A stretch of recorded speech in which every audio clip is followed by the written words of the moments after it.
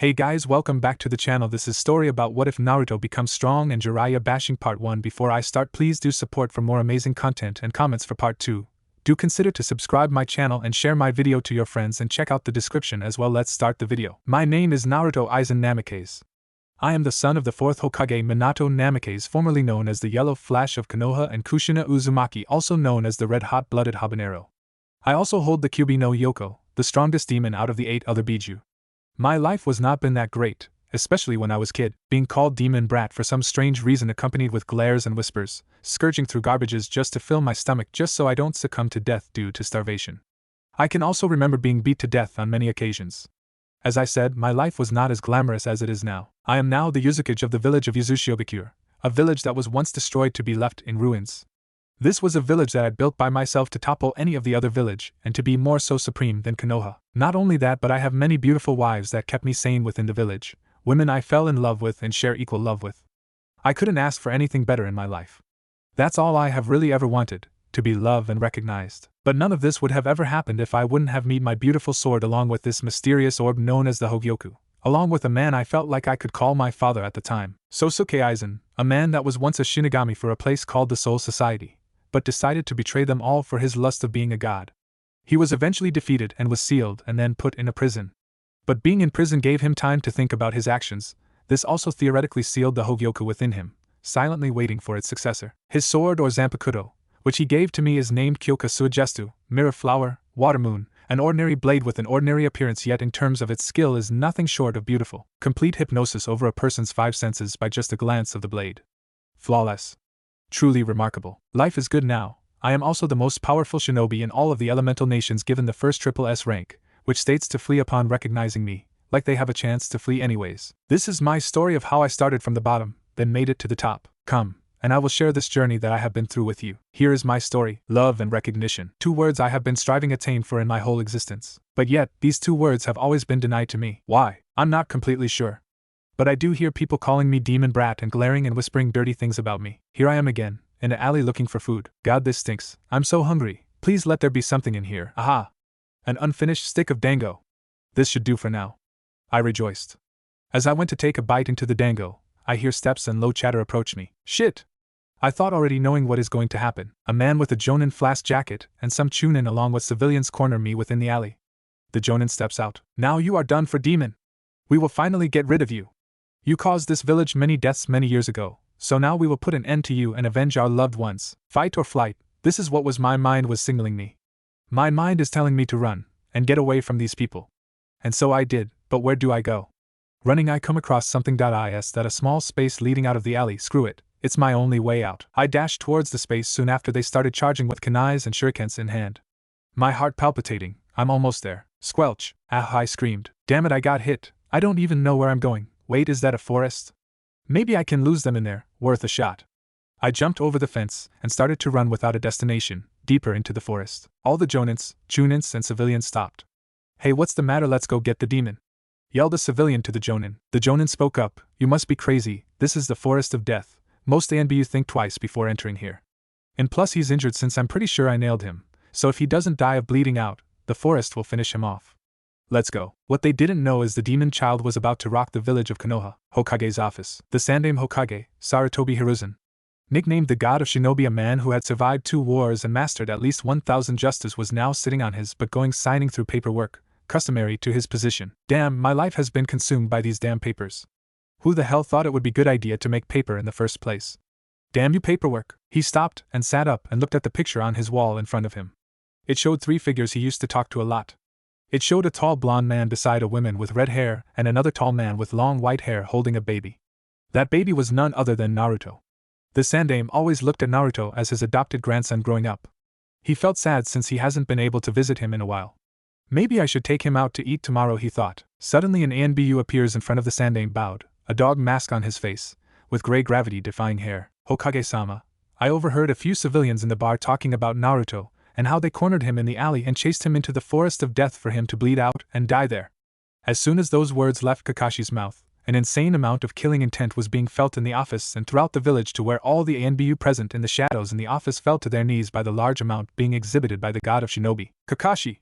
I want you to take one unit and capture all the ones responsible, and send them to Ibiki. The others here will come with me and we will find him. Move. Immediately all ANBU shunshin Ed out of his office. The amount of killing intent was insane. May God help those who did this to Naruto, Kakashi thought as he went to go gather a unit. With Naruto found himself slowing down now. Blood was on the ground, and he was holding his shoulder. Looks like I lost them, good. Not to find a place to resume FPH. Ow my head, Naruto moaned as he felt his back on the ground. He slowly stands up and sees he is in some kind of underground cavern. Looking up he sees the hole he fell into. He all of a sudden feels a pull, like some type of force is pulling him to walk towards a specific direction. He continues on forward, barely being able to see anything in the caverns until he finds a rusty door. He looks at it closely and begins to rub it with his fingers. While this door looks really old, I wonder what's inside. Well, I'm not going to know until I push it, he said. As soon as he places his hand on the rusted door, he gets shocked and faints. But before he could fully close his eyes and sleep, he notices a faint power coursing through him. Mindscape. Ow, my head hurts twice as much now. Where the hell am I now? He stands up and looks around and finds himself in place that just occupied nothingness, except the color white which was everywhere. Am I heaven? Naruto thought out loud. No, you are not, young one, a voice says. He spins around, almost breaking his neck, and sees this man with brown hair, his hair slicked back with one long strand gently resting in the front. He stood at 6 feet 3 inches wearing white clothes with a white-like cape reaching his feet. He had hands in his pocket, and to Naruto had an alarmingly calm and dangerous aura about him. Who are you? Naruto shouts. The man's mouth took a slight smile and says, I am Sosuke Aizen, my child. Naruto just looks at him, takes a deep breath and says, Okay Aizen-san, what the hell am I doing here? Why the hell are you here? What the hell is this place? What the hell was that door I touched? And what the hell just shocked me before I fainted? Shouted Naruto in pure hysteria. Aizen looks at him, and the first time in a while an amused smirk graced his face. Yes, let me answer those first 3 questions. You are here because you touched the door that I was sealed in. That door you touched was my prison, and what shocked you was the seal's energy. It's interesting as it seemed it allowed to meet in your mindscape, Aizen said. Naruto scratched his head, relieved he got some information. Okay, that answers that, but why am I here? And what are you? From the looks of the door it looks to be at least 100 years old, so in that case you should be dead, Naruto said. Aizen slightly went wide-eyed at his intelligent response, and composed himself and spoke. How very astute of you, Naruto-kun. To answer your question, I am an ex-Shinigami. As soon as he said that, Aizen was not able to continue as Naruto freaked out and yelled, Oh my god, am I dead? Kami-sama has come to take my soul, he yelled hysterically. Naruto-kun, Aizen said in a calm yet stern, eerie voice that got him to stop. Before I was interrupted by your unnecessary outburst, I was about to explain. Like I said, this is your mindscape. It's a surprise you're even able to see me. As for me, I am past 100 years of age, and no, I am not Kami. Shinigami are the ones that hold order of spirits when they die and go to the Soul Society. Aizen went on to explaining the basics of what Shinigami are, and told him about his time being one. He also told Naruto his eventual demise by a man named Kurosaki Ichigo, and how he was sealed and thrown in prison, and how he recently became one with Hogyoku, more of a soul though. It was then Naruto asked a question. So this is your prison then? Naruto asked, to which Aizen nodded. But how were you able to escape Soul Society? I thought your prison would be up there, not Konoha, Naruto asked curiously. Aizen smiled as he seemed to be enjoying the well-thought questions he was asking. For a kid anyways. I will tell you in a bit. Let me continue my story. Aizen then explained his motive and how he was young and naive and wanted to gain power and be known as a god throughout the heavens and earth. As he finished, Aizen's calm aura suddenly disappeared into a sad and remorseful one since he was reminiscing about the story. Naruto noticed this and decided even though he committed evil in his time, he saw the way he looked and thought that his imprisonment really did change him. Not only that, but he had to admit he was impressed with his ability to take on these so-called captains without any problems. Naruto broke the silence. Aizen-san, although I don't approve of what you did with your past, it seems you really thought about your mistakes and feel regretful. I do not hold the past against you, for it is what we do with our future that determines what type of character we are in the end. Aizen for the second time today became slightly wide-eyed and spoke. Naruto-kun, such a mature thought for someone your age, and to only think you are still this small. Why is that, Naruto-kun? Naruto's face took a slight frown and looked at Aizen's eyes with his own that showed Aizen eyes of someone who has seen pain and death constantly. Naruto took a big deep breath and huffed. Aizen-san, the way my life has been, forced me to grow up and mature faster. Sometimes I wish that I was still naive to world like all the kids around my age, Naruto said. Aizen frowned though upon hearing this. Naruto-kun, come here real quick, I want to see something, Aizen said. Naruto complied and slowly walked over to Aizen. Aizen had then put his hand over his forehead. With the power of the Hogyoku, he read Naruto's mind of his whole life up till now. He saw everything, being kicked out the orphanage, not being treated fairly, being almost beaten to death on a daily basis. To say Eizen was mad was an understatement. He may used to be a cruel and sadistic bastard that used people to his advantage, but a kid nonetheless had to go through things that would make most people break, maybe even himself. Although he smiled at this man Naruto called his Gigi and was happy he could find some type of love, but nonetheless his respect of the boy immediately increased. Aizen took his hand off his head and knelt down to his level and looked at Naruto's face. "You asked me how I was able to end up here when I was imprisoned in Soul Society, correct?" Aizen asked while Naruto nodded.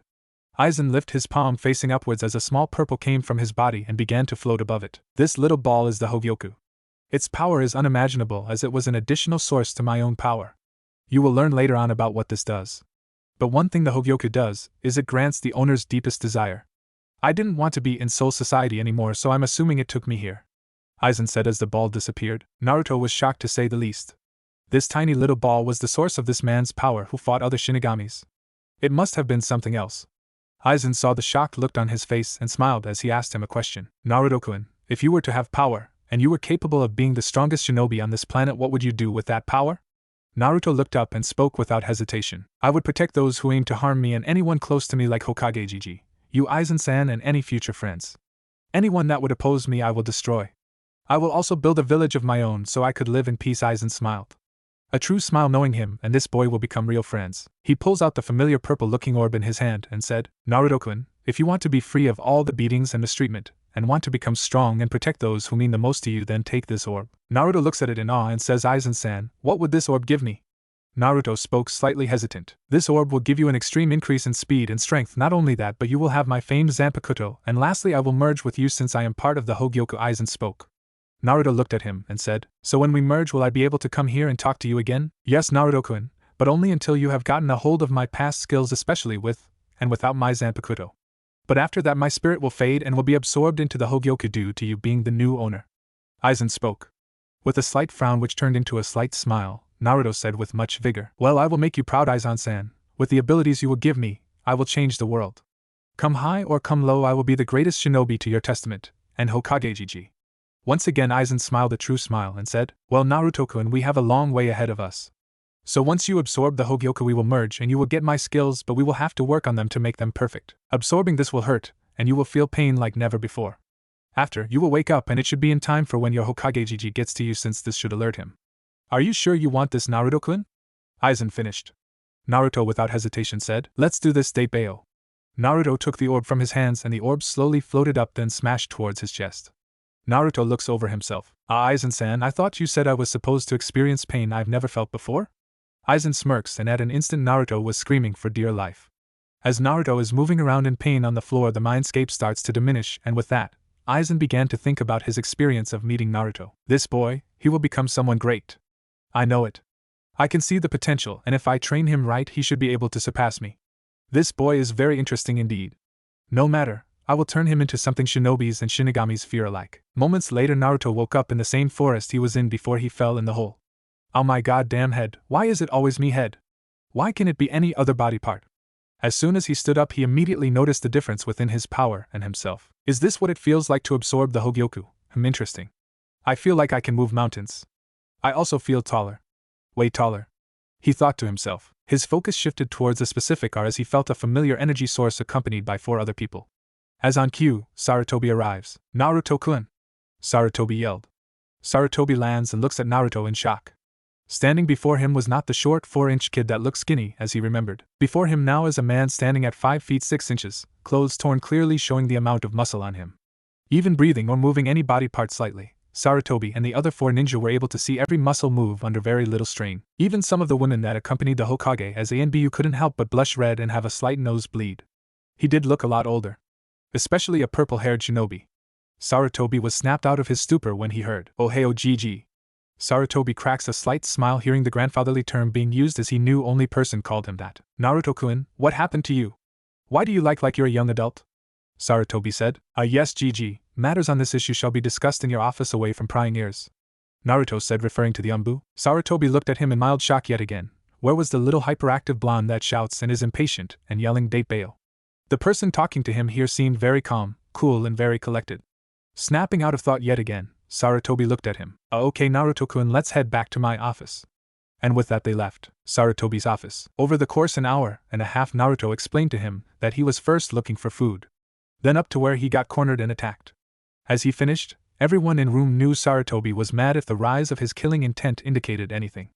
After he calmed down, Naruto told him how he fell in a ditch and met Eizen after touching a rusted door, and lead on to explaining Aizen's past and the Hogyoku merging with him explaining his appearance. Sarutobi pinches the bridge of his nose, eyes closed feeling a migraine come on. Kami, first paperwork, and now this story of Naruto's. Although from what he told me, he might be able to surpass his father and me if trained right. Should I tell him? I want to inquire on his newfound abilities, and I'll see if he could be capable enough of defending himself when he learns the secret. Sarutobi snaps his eyes open and asks, Naruto-kun, what type of abilities or powers have you obtained since the merge? Naruto tries to remember what Aizen said but was interrupted in mid-thought when he hears his voice. Naruto-kun. Aizen-san? Yes, it is me. Tell your GG that you will have an exceptional boost in power and speed, not only that you have somewhat retained my intellect so learning things and mastering them will be easy like the justice you guys use. Aizen continues, also you will be able to access Ryastu, which is the spiritual part of chakra, making your moves in the Shinigami art way more powerful than any Justu. And lastly my sword, although it has a name you have to be able to hear it through training and meditation to use it. But what the sword's special ability is complete hypnosis over an opponent. You will be able to control all 5 senses of a person. You can practically attack and kill without them knowing they are in illusion. You get that, Naruto-kun? Naruto-kun? Little did Aizen know Naruto was sitting there wide-eyed and his jaw almost hitting the floor. After being explained everything he can have in terms of ability by Aizen, Naruto was practically drooling at the thought at how powerful he can become. After a while Naruto picked up his jaw and asked Aizen. Aizen-san. Aizen quickly interrupted. Naruto-kun, you shall refer to me as Aizen-sensei from now on since I will be training you tomorrow. Naruto responded, okay Aizen-sensei, should I tell him everything you told me? Aizen thought about it. Yes, tell him everything except the ability of your sword. That will be your trump card, but knowing since we merged you will eventually use it to show who's more dominant. Aizen finished with a smirk. Cutting the connection momentarily, Naruto fixed his eyes on Sarutobi and told him everything he acquired. Sarutobi for the moment looked like his jaw was about to snap off any second as he was hearing this godlike power Naruto had acquired. Well, at least I can tell him about Kyuubi and his heritage now. Please forgive me Naruto-kun for being an old fool, he thought. The Sandaime cleared his throat to get Naruto's attention. Naruto-kun, I think it's about time I told you about your parents and Kyuubi. My parents, Naruto said with such a sad-ridden face. Sarutobi could look at the boy in sadness. It pained him to see his adopted grandson so sad. With a sigh, Sarutobi spoke. Yes, Naruto, your dad was the 4th Hokage, Minato Namikaze. Your mom was Kushina Uzumaki. Your father was my successor. He was a very good man. He always cared for everyone, especially his friends and this village. He was undoubtedly the strongest shinobi to ever grace the elemental nations. Sarutobi continued. He actually looks just like you, blonde hair and everything. Your mom was a hothead, very talkative and a tomboy at that. But don't be fooled, she was one of the most beautiful kunoichi in the village. Having long beautiful red hair and blue eyes, she was also one of the most talented women to ever serve as a ninja here in Konoha. Kushina was known for Fuinjustu and being able to subdue the 9-tailed fox that attacked this village long ago with her chakra chains, being she had special chakra. Listen to me loud and clear when I say this, Naruto, they both loved you very much. At the time of her pregnancy they both couldn't stop talking about you and how they couldn't wait to see how much a man you would grow out to be. No doubt they cared about you so much they both were willing to sacrifice their lives for you, and they did. Sarutobi ended with a sad sigh. It wasn't long until Naruto was looking at the ground, tears falling out of his eyes. A few silent seconds he only uttered one word. Why? He asked. Sarutobi could look in confusion until a sudden explosion of sheer pressure came out of nowhere, forcing the ANBU in the room to sweat profusely, while the god of shinobi was having a hard time breathing and sweating due to the pressure being directed to him. Sarutobi managed to lift his head ever so slightly to look at who was causing the pressure, and was shocked when he saw his adopted grandson causing it. When Naruto was standing, energy was surrounding him. But it was not visible chakra to Sarutobi's understanding, but some other type of energy. Purple Ryastu was streaming and surrounding Naruto. Sarutobi thought, my god, this feels like killing intent but much stronger, this feels like pure power, what the hell happened to you, Naruto-kun? My body has never felt so heavy in my life. Naruto was standing there glaring at the Hokage. Why, Sarutobi, why didn't you tell me? He yelled with his spiritual pressure increasing even more than before. The floors started to crack little by little. It wasn't until he heard his sensei. Naruto, Aizen yelled firmly in his mind before continuing. Naruto-kun, one lesson you will learn from me is to keep your emotions in check and never let any emotion control you. Lower your spiritual pressure now and listen to his reasoning on why he did what he did, Aizen said, but inwardly smirking at the display. This boy has almost as much spiritual pressure as me before I left the Soul Society. And this is just after we merged. What's scary is he will surpass mine in a couple years if he trains. He might not even have to fight some people just by flexing his spiritual pressure alone. The next 4 years will be indeed interesting, he thought. With those words being said, Naruto calmed down just a little, while the Sandaime and Umbu in the room were slowly trying to get their breathing back to normal. One thing was for sure though, everyone who felt the spiritual pressure in the room that moment knew that Naruto will be someone you would not want to come across in the future. Naruto only stood there, tears still slowly coming off his face. He broke the silence as everything seemed it was back to normal. Why GG? He asked more somberly this time. Sarutobi finished adjusting his clothes and getting his breathing in check and looked at Naruto. I'm sorry Naruto-kun, what you need to understand is your father was so dangerous being that he ended a war with one just that many people wanted to claim his head. Your father was the first person to ever achieve the rank of a double S rank shinobi with a flea on sight order if you saw him. If other villages would have known he had a son they instantly would have tried to kill or kidnap you. And I would not let that happen, Sarutobi said in a firm yet strong voice, while Naruto was processing the information he was just told. He was surprised that his father was so strong other villages gave an order to run away from him when they saw him. Not only that, but he ended a war with one just. One word came to his mind when he thought about it. Amazing. Eizen in his mindscape was somewhat impressed at the information they just received. My, now I know merging with this boy was the right thing to do. No doubt he will become powerful, Eizen thought smiling. Naruto spoke up. I am sorry for the way I acted, GG. It's just being alone and thinking no one cared for me made me very sad and angry. It's nice to know that I had parents who loved me and were powerful at that. I understand you were only looking out for me. I promise an outburst like that will not occur again. I am sorry, Hokage-sama, he said as he bowed. Sarutobi was shocked at how he addressed him. Never in his life has Naruto called him Hokage-sama. A smile was found on Sarutobi's face when he replied. It's okay, Naruto-kun, knowing if it was someone else they would have done the same thing. I can tell by your response and surge of power thought that you will become a great shinobi if not the best. Sarutobi continued. Naruto, do you want to know why people call you Demon Brat? At an instant Naruto locked eyes with him with a mix of curiosity and painfulness. Naruto, the nine-tailed fox that attacked our village long ago, could not be stopped. You were born on the same day the Kyuubi was summoned to destroy this village. Your father, even though he was considered a god among ninja, could not defeat a tailed beast considering it was the strongest one out of all of them. So he did what he thought was right to save his village and sealed the fox in you. You saved our village that day, Naruto-kun, and in your dad's last words to me, he wanted the village to see you as a hero. But people were still recovering from their own losses in those times and were traumatized to the point not a lot of people got over that day. And even going as far as misplacing their anger and sadness onto you. Sarutobi said. Naruto went wide-eyed. Everything was now making sense. Why they called him that name, why people hate him and don't give him the time of day. He suddenly asked. GG, if I saved the village then why do people hurt me and try to kill me? Sarutobi slightly winced at the bluntness of the question. Like I said before, it is misplaced anger, but Naruto-kun, always remember that people will fear what they do not know. Now let me ask you a question. If I poured a bowl of water in a cup, does the water become the cup? Naruto responded, of course not, GG. It only holds th. Naruto had then came to a realization. Sarutobi saw this and said, I see, you understand it now. People believe since the demon is sealed inside of you, you are the demon itself by association. What they don't know is you are only holding it back. Naruto heard this and instantly felt at ease. He was starting to believe the people who called him that.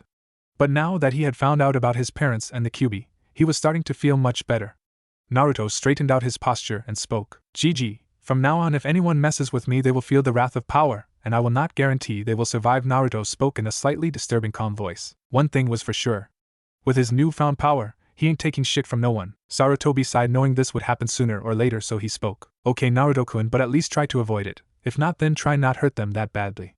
Because I do not feel like doing more paperwork than I have to.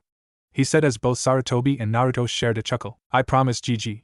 Also GG, I also have a request, Naruto said seriously. And what would that be? Sarutobi asked, slightly curious. I would like to train for 4 years in the Forest of Death without any interruption to increase my skills both in the Shinigami and Shinobi arts.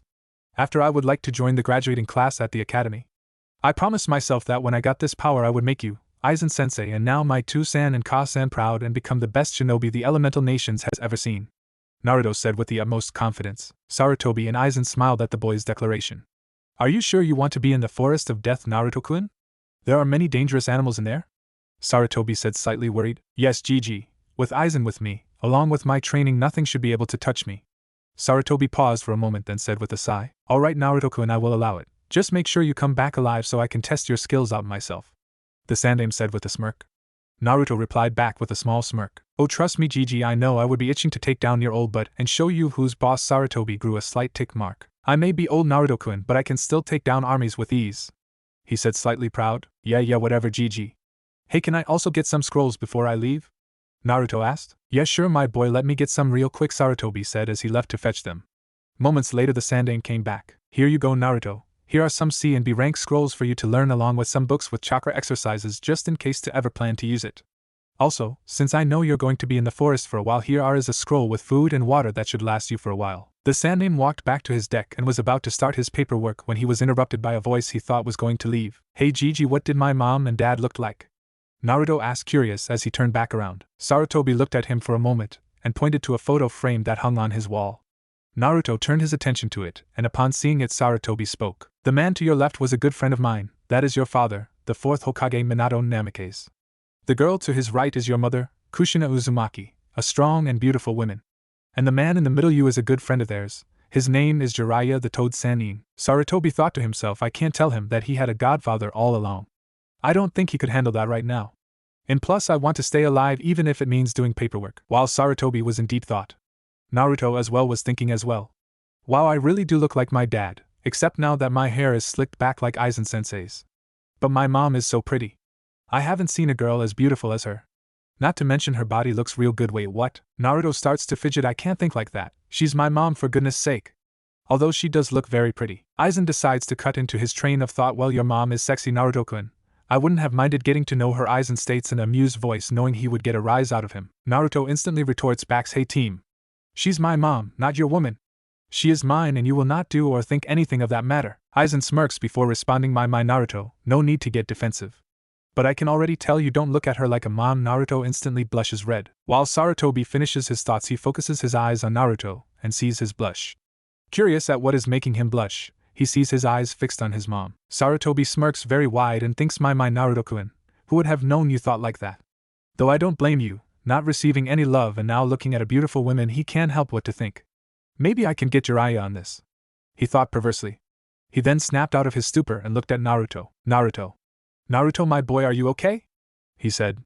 Naruto, still in blank gaze, suddenly snapped out of it. Looking at his GG, he responds, yeah, I'm fine, GG. But thanks for clearing things up and explaining it to me. I'll see you in 4 years, Gramps, Naruto said, running out of his office. Sarutobi sat back down and looked at the picture of Minato. Minato, Kushina, you would be proud of your son, and even more so in 4 years. No doubt in my mind he will become powerful. Turning his head to the left, he sees more paperwork and at an instant he cries anime tears. I don't want to do paperwork anymore, he said in a childish tone as he continued crying anime tears. Running out of the Hokage tower, Naruto immediately began to run full speeds towards the forest of death. Naruto couldn't help but think how strong he was going to become in the next 4 years. As soon as he reached the forest, he hopped up on the highest branch he could find and closed his eyes to try and find Eizen so he could start his training. Naruto's mindscape for Eizen. He opened his eyes and saw before him what seemed to be a beautiful Japanese garden that was huge. Looking to his right, he sees his new companion and sensei coming out of the traditional Japanese house. Upon spotting him, Aizen smiles and greets him. Hello Naruto-kun, what brings you here? Naruto greets him with a nod and slight bow. Aizen-sensei, I wish to become strong and I wish to start my training with you as soon as possible, he said with determination in his eyes. Aizen sees this and lightly smirks. Ah yes, Naruto-kun, the first step to your training will begin now. Come, he gestures, walking beside him. Moments later, Aizen and him come to a room within the house. Aizen began to slide the door open and the first thing Naruto saw was a vast library of books. He looks at Aizen. You're kidding, right, Aizen-sensei? Naruto says. On the contrary, Naruto-kun. What made me such a dangerous Shinigami capable of handling multiple captains was not my ability to attack, although it played a part, it was my keen intellect that made the difference. My ability to be a strategist when the situation calls for it, to be calm and collected and to use my opponent's emotions against them to trigger a mistake when they attack. Always remember, Naruto, your mind is your most dangerous weapon. Train your mind to the fullest extent, and you will be able to overcome any enemy no matter what size or skill. Aizen states indefinitely. He continues, now I want you start out reading these books. Aizen gestures Naruto to sit at a table, while he leaves to grab a few books. He comes back with what seems to be a towering mountain of books. Upon arriving at the table, Aizen drops the books, making a large booming sound. Naruto grabs one of the books and looks at it. Incredulous, Advanced Theory of Human Psychology, picking up another one, Basic Intro to Psychoanalysis, Reading Human Behavior and Emotions Volume 1? Aizen straightened out his clothes before continuing. These books here, Naruto, will teach you on how the human mind works and how to use it to your advantage. We will not start any training until you have read the appropriate number books I see fit. By the time you are done, you should be able to manipulate an enemy into doing what you want, to be able to analyze a situation and come up with 5 solutions to counter it. By reading the human body's gestures and emotions, you will be able to tell an enemy's personality, for very subtle gestures can tell a lot about one's personality, which you then can capitalize on. Naruto just looks at him, then the books. Aizen-sensei, I feel looking at these books I already somewhat know the material in of each of them, Naruto stated, flipping through pages. Aizen in turn responds, yes, Naruto-kun, that should be partly because of you and I merging together. You retained somewhat of my intellect, so now all we need to do is brush up on it, and make sure you memorize these books like the back of your hand. Naruto looks at some of the books on the table, and one catches his eye.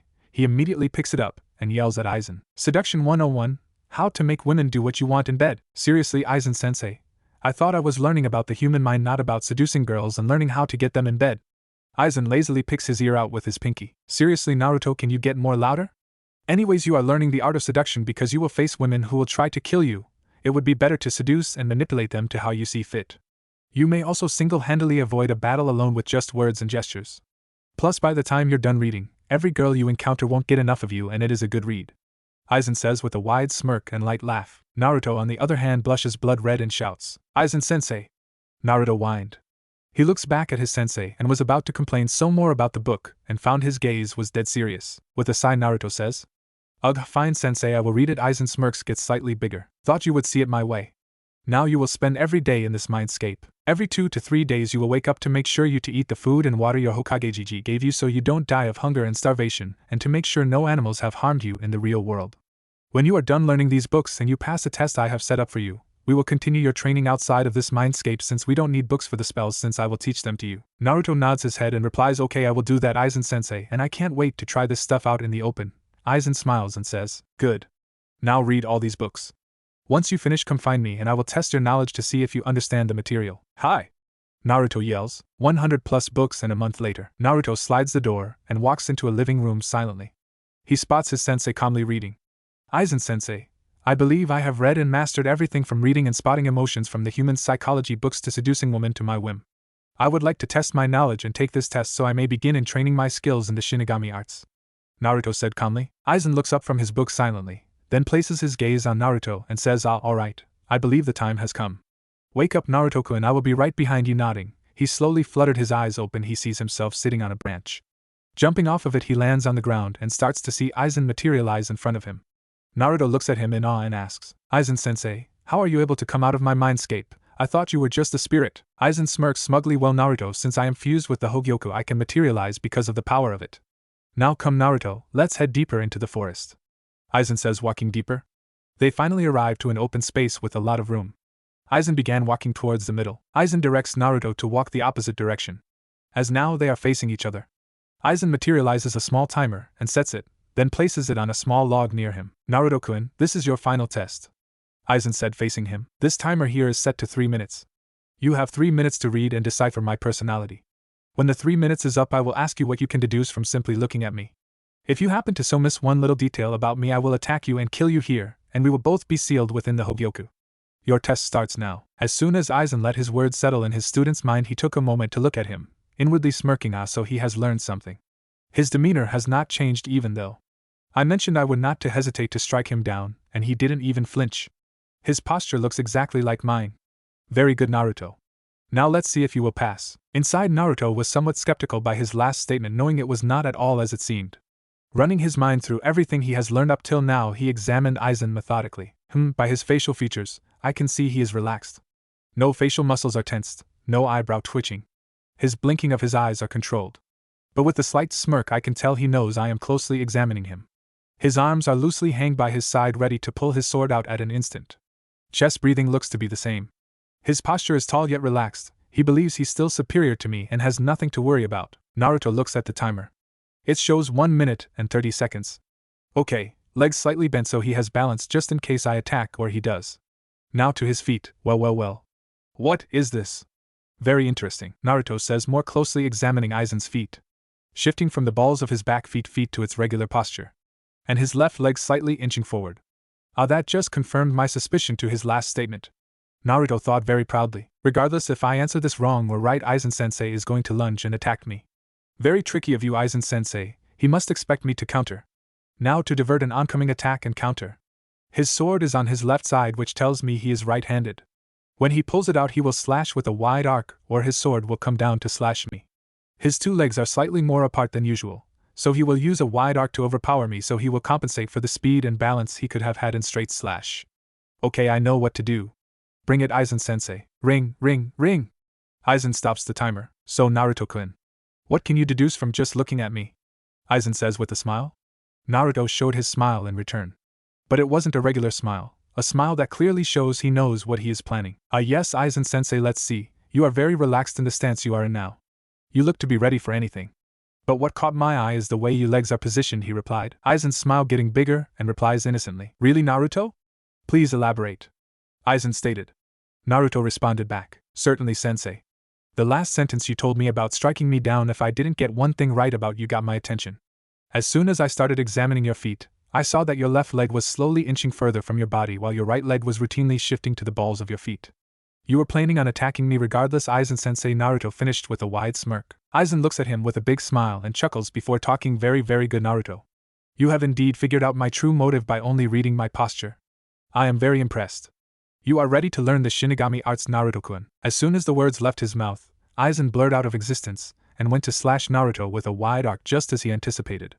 Naruto, seeing this, flips over his blade and delivers a hard kick to the back of Aizen, sending him stumbling forward a bit. Aizen barely felt it, but he smiled yet again before addressing him. Very good, Naruto. Not only did you predict my attack, but you also countered accordingly. If you would have poured more power into that kick, any normal person with average combat experience would have had a severed spine. Naruto smiles and bows. Thank you, Aizen-sensei. When can we begin training? Aizen lets out a small laugh, already wanting to go back to training, huh? Well, let's begin now. Yash! Naruto yells, following Aizen in tow. While walking forward to find another training ground field, Aizen thinks about the upcoming years. These 4 years are going to be interesting. Only a month and he is able to read me. In the next few years he will become the most deadliest shinobi in his village. And then we will show them the definition of fear, he thought with a smirk. First year training. Alright, here we are, Naruto-kun. Naruto stops right beside Aizen to see where he was brought. They seemed to have ventured further into the forest past the tower they saw on the way here. In front of him was an even bigger field with massive-sized trees and boulders. Aizen tells him to sit in the middle of the field. While he does this, Aizen begins to explain. Naruto-kun, the energy you have within you is called Ryoryoku. Unlike what your Hokage uses, this is the spiritual essence of the same energy source, thus making it more powerful and potent. This is what's stored in your body. Everything I am going to teach you will involve something called Ryastu. Ryastu is the energy being expelled. Think about it this way, it's like a pool of water, that is your Ryoryoku. In order to say put out a fire, you will need to exert the water, but in a controlled manner. How will you do that? By taking a hose or a big bucket to the pool of water and using those instruments to alleviate the fire. By pouring how much water you seem fit to put out the fire. That is your Ryastu. Aizen continues, within using your Ryastu, you are able to do many things that we Shinigami use. For example, you would be able to cast spells which fall under the name Kido, meaning spirit way or demon way. Within Kido there are 3 types of spells you can cast, one being Hakudo, which means way of binding. These spells will help you restrict or immobilize a person. It's very broad art. Along with Hakudo are spells that allow you to use barriers to stop attacks or use seals to hold things far more better in place. You understand, Naruto? Aizen says. Naruto nods his head, allowing Aizen to continue. Going down the list of Kido, there is another spell called Hado, which means way of destruction. These spells are used for offensive purposes. Depending on the user, these spells can be well powerful enough to even take down your Hokage. These are the spells I will be teaching you most of the time. Last one the list is called Kado, which just is the healing Kido, which I have some knowledge but not enough. Both Bakudo and Hado have numbers ranging from 1 to 99. Following the latter, 1 will be the weakest, 99 will be the strongest.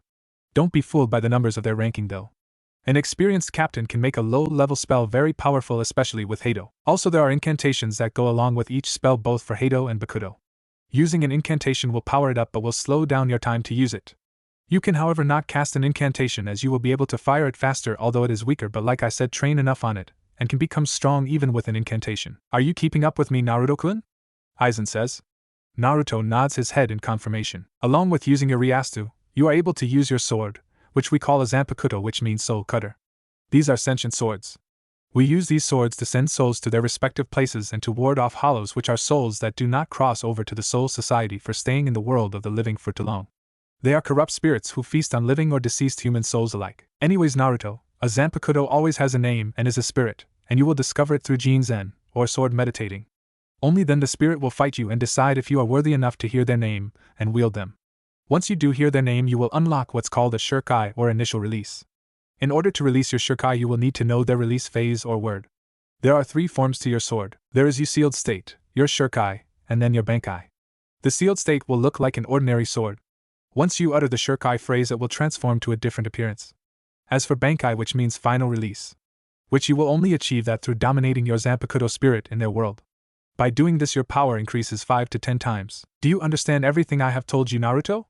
Aizen said while looking back at Naruto, who looks like is trying to absorb everything he just said.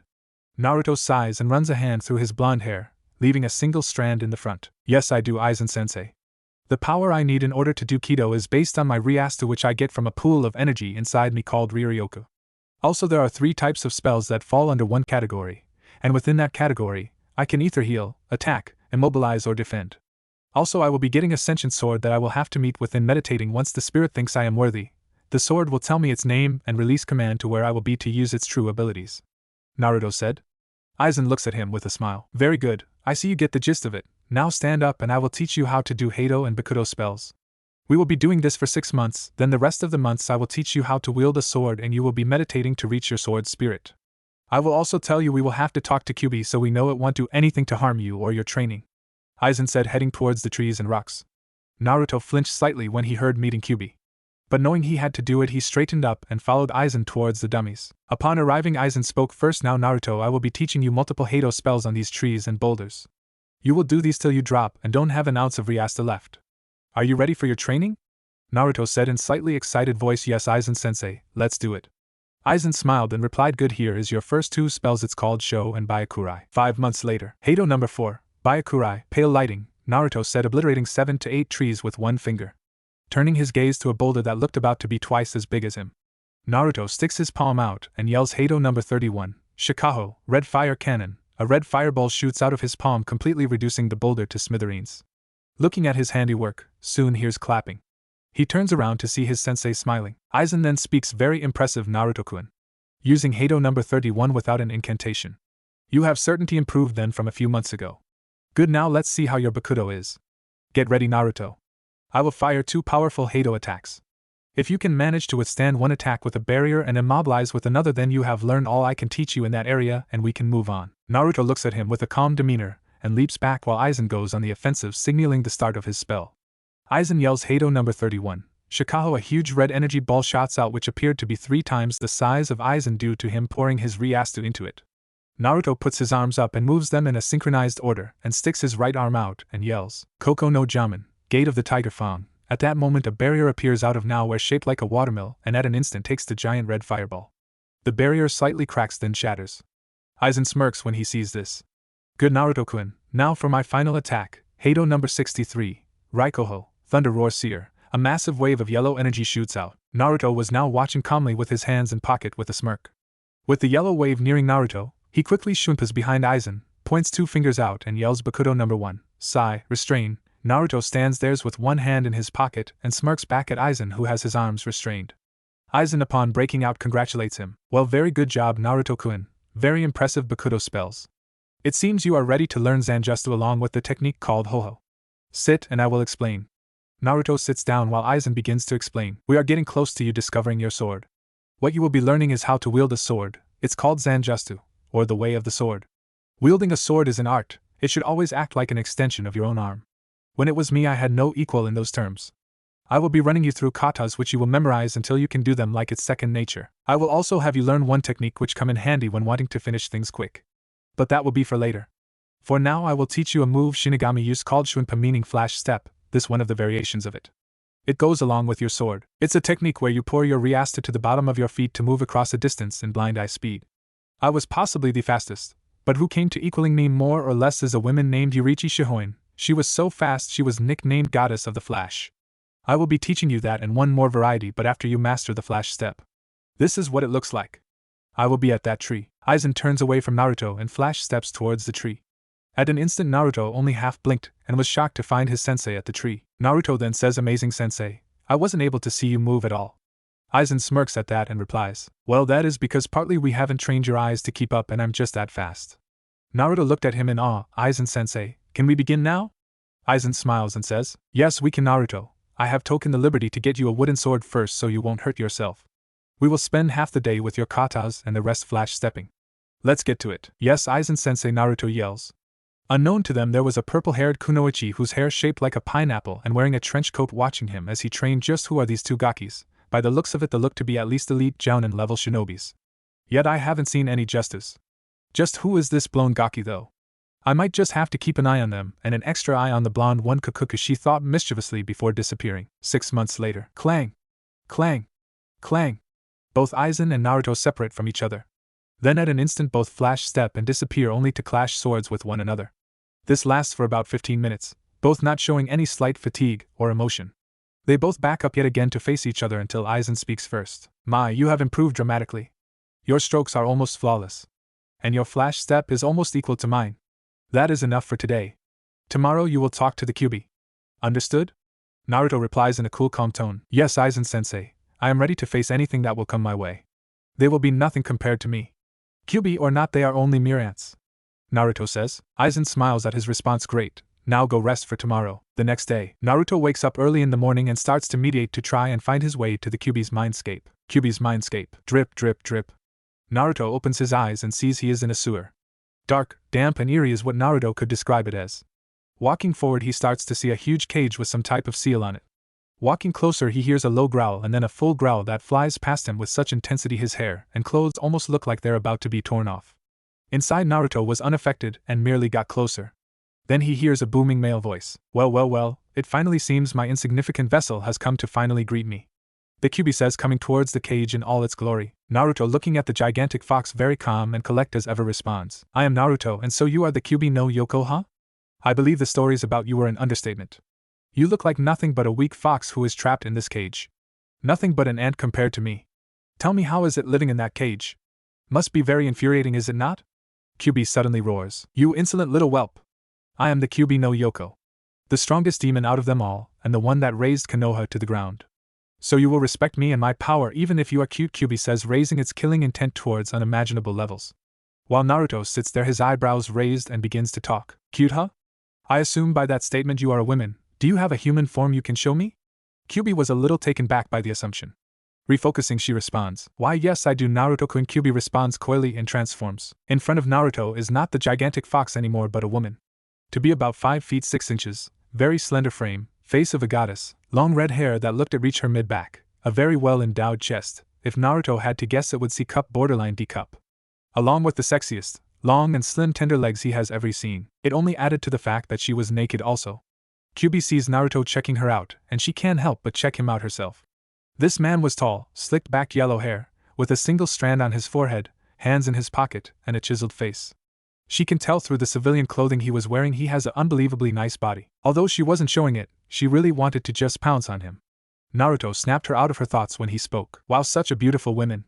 Not only has power but beauty as well. Naruto walks over to her and takes her hand and places 2 tender kisses on it, and says, Let me reintroduce myself. I am Naruto Namikaze. Do you have a name, my beautiful vixen? Naruto says with a slight smirk. Kyuubi, on the other hand, has never been so flustered in her life. This man within 30 seconds managed to make the Kyuubi no Yoko flustered. Adorning a red blush, she responds, You're such a flatterer, Naruto-kun. My name is Akane. She says. Naruto takes the information in and responds, Such a beautiful name for such a beautiful girl. Tell me, Aka-chan, I am here to find out if you pose a threat to me in my training to be the best and feared shinobi in all of the elemental nations. Akane blushes at the affectionate term but then grins mischievously and asks, Well, what if I am? What if I don't want you to get stronger and stay weak so I can break out of this seal when you eventually die? For Kyuubi, that was the wrong thing to say to Naruto. Naruto at an instant turns his face to a serious one and says, I don't think that would be a wise thing to do. At an instant raised his spiritual pressure to a level that dwarfed Kyuubi's killing intent earlier. Kyuubi was found on the ground on her knees, sweating, panting heavily, believing for the first time in her life she was going to die. But at an instant it stopped. She lifted her head to look at Naruto, and something stirred inside of her. A warm feeling. She could feel her lower regions leaking from the amount of power her vessel just produced. My God, his power, it's so sexy. I have never felt anyone who could bring me to the ground with pure power alone.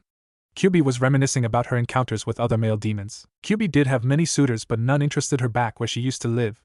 Looking at Naruto, she gave it more thought. Not many people knew that although the Kyuubi is the strongest demon, she also loved to be submissive. She just couldn't find a partner that even resembled a match for her strength. But now here she is, looking at her vessel still flustered and somewhat turned on. One thought popped into her head. Oh, he will be mine, and he will give me kits. Naruto decided to speak up, breaking her from her thoughts. I see you have witnessed my power. No, that was only a mere fraction of what I truly hold. Kyuubi stood there wide-eyed.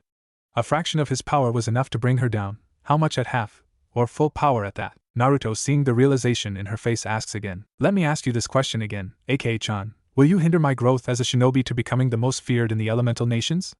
Akane responds by throwing herself at him, crying into his shirt. For a moment he was taken back by the sudden action and change of emotions. It wasn't until he heard talk that he found out why she was crying. Sniff sniff, I'm so sorry, Naruto-kun.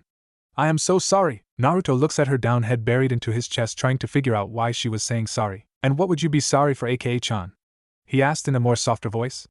Akane was crying even harder now. I'm sorry for what I said earlier. I was only trying to get a rise out of you from that comment. But I'm also sorry for attacking your village. But I've seen what they have done to you, Naruto-kun. They hurt you so much physically and emotionally. I tried healing you as best as I can whenever you were hurt. I don't know why people would do such a thing to you. I'm just so sorry. Please, Naruto-kun, please forgive me, she cried hysterically. Naruto slightly stiffened when he heard that she saw the things that hurt him, but he was slightly relieved when he heard he was constantly being healed by her. He always wondered about that. He used to think everyone was like that. Taking off his calm, collective Aizen facade, he spoke in that soft tone again. Aka-chan. Akane looks up at him, red and puffy-eyed. He starts to caress her face, only for her to lean into it before continuing. Aka-chan, I'm glad that you were there for me when no one else was. And I'm glad you are apologizing for attacking the village. The past is in the past. Let's start by reshaping our future. Together. Getting to know one another. Naruto said, smiling. He continued, although can I ask you a favor, Aka-chan? He said a little more seriously. Sure, Naruto-kun, what is it? Lightly blushing, not being used to the affectionate term. Well, my sensei has trained to use Ryastu, which I'm pretty proficient at. Though I remember him telling me Ryastu is the same energy at which Gigi uses, but from the other half. I was wondering if you knew how to use the other half, and if you do, can you teach me how to use it? Naruto said, slightly hopeful. Yes, Naruto-kun, the other half is called chakra. Chakra is the molding of physical energy and spiritual energy to perform justice. Although since you have likely more spiritual energy, that will be your pool soul source for most of your techniques. Also, unlocking your chakra and combing them would double the power of your techniques. Akane said. So will you teach me, Aka-chan, him? Naruto said. Noticing she was still in his arms, he gently inched away from her and put a hand on her face, and gently stroked her cheek, causing her to blush until he put his mouth to her ear and whispered, I promise, Aka-chan, it will be worth your while if you teach me. Maybe we can both learn things from each other, he said in a low, seductive voice. She's answered shakily. SS, sure, Naruto-kun. We can learn tomorrow. Naruto shows a true smile to her for the first time, and her heart instantly beats faster and responds. Good, now let me change this mindscape for you. Suddenly the cage disappeared, and what appeared was a mansion-type Japanese-style house with a huge, beautiful garden outlooking a pond. Naruto shunpas to one of the bedrooms and lays Akane down. She laid there, body slightly trembling, thinking they were about to get intimate. Also the tone he used with his words earlier, and the insinuation of his words. It didn't help that he had a primal aura to him as well. Naruto whispered to her. Here's a little thank you gift I know you will like. Without a word she lunges at Naruto and starts to kiss him hungrily and full of lust. Naruto for a second was a bit taken back, seeing how she flipped the tables on him. But after a few moments of each other's tongue trying to dominate each other, he began to understand what type of woman Akane was. Especially from the surge of spiritual pressure he gave her, and the clear liquid that came trailing down her leg he spotted not too long ago. It made sense. She came as someone who tries to put up a dominate front but in the end wanted to be a submissive female. From the way he would try and dominate her, his assumption was right, especially how she would submit to his tongue while putting up a fight. Remembering the book of seduction he read from Eizen, he started to pour more into the kiss and show her a real alpha male. He started to grab her sides with his hands and slowly rub up and down, getting the knowing reaction out of her. Akane started to moan into his mouth from the kiss. She was getting really turned on. It wasn't until he slid on arm down, grabbed her bare skin as forcefully, making it even harder for Akane to stifle her moans. Naruto started trailing kissing from her mouth down to her jaw and eventually her collarbone. Moaning in bliss, she tilts her head, giving him more room. She couldn't take it more. She can feel the bulge on her leg. Her hand started to slowly trail down his chest to grab his crotch, but suddenly a hand gripped her wrist firmly. And she heard a whisper. That is off limits for now. Maybe later. I want it to be special. For now I will leave you here, for I have to tell my sensei what happened. But I will back tonight. Naruto whispers huskily. Akane then said, very flustered, okay, let me set up a mental link with you so we can talk later. Akane was about to speak up, but for the last time took her in a breathtaking kiss, leaving here momentarily stunned while Naruto vanishes. Snapping out of her dream-like state, she still notices that she is still naked and the sheets seem to be soaked. She is wet more than ever. She realizes she was left all hot and bothered. She yells, "Damn you, Naruto-kun! You can't leave me here all horny like this. Just wait till you come back here tonight, back to the real world." Upon opening his eyes, Naruto slightly chuckles hearing Akane's declaration. He stands up and walks around to find his sensei leaning on a tree looking at the sky. Aizen, sensing Naruto, speaks out, "So Naruto-kun, how did the meeting with Kyuubi go?" Naruto takes a moment to think about his experience, going from intimidating her at one moment to making out with her the next. "It was very interesting to say the least, Aizen-sensei," Naruto says with a small smile. Aizen looks back at him knowing something happened. "Oh, do tell, Naruto, how was the fox like?" Aizen says, smirking. Naruto looks at him and cracks a slightly bigger smile. "She is defiantly the picture definition of a goddess. Not only that, but she will not harm my training. In fact, she will do the opposite." Aizen smiles. While inside, Akane blushes red inside from the way she was described. Good, good.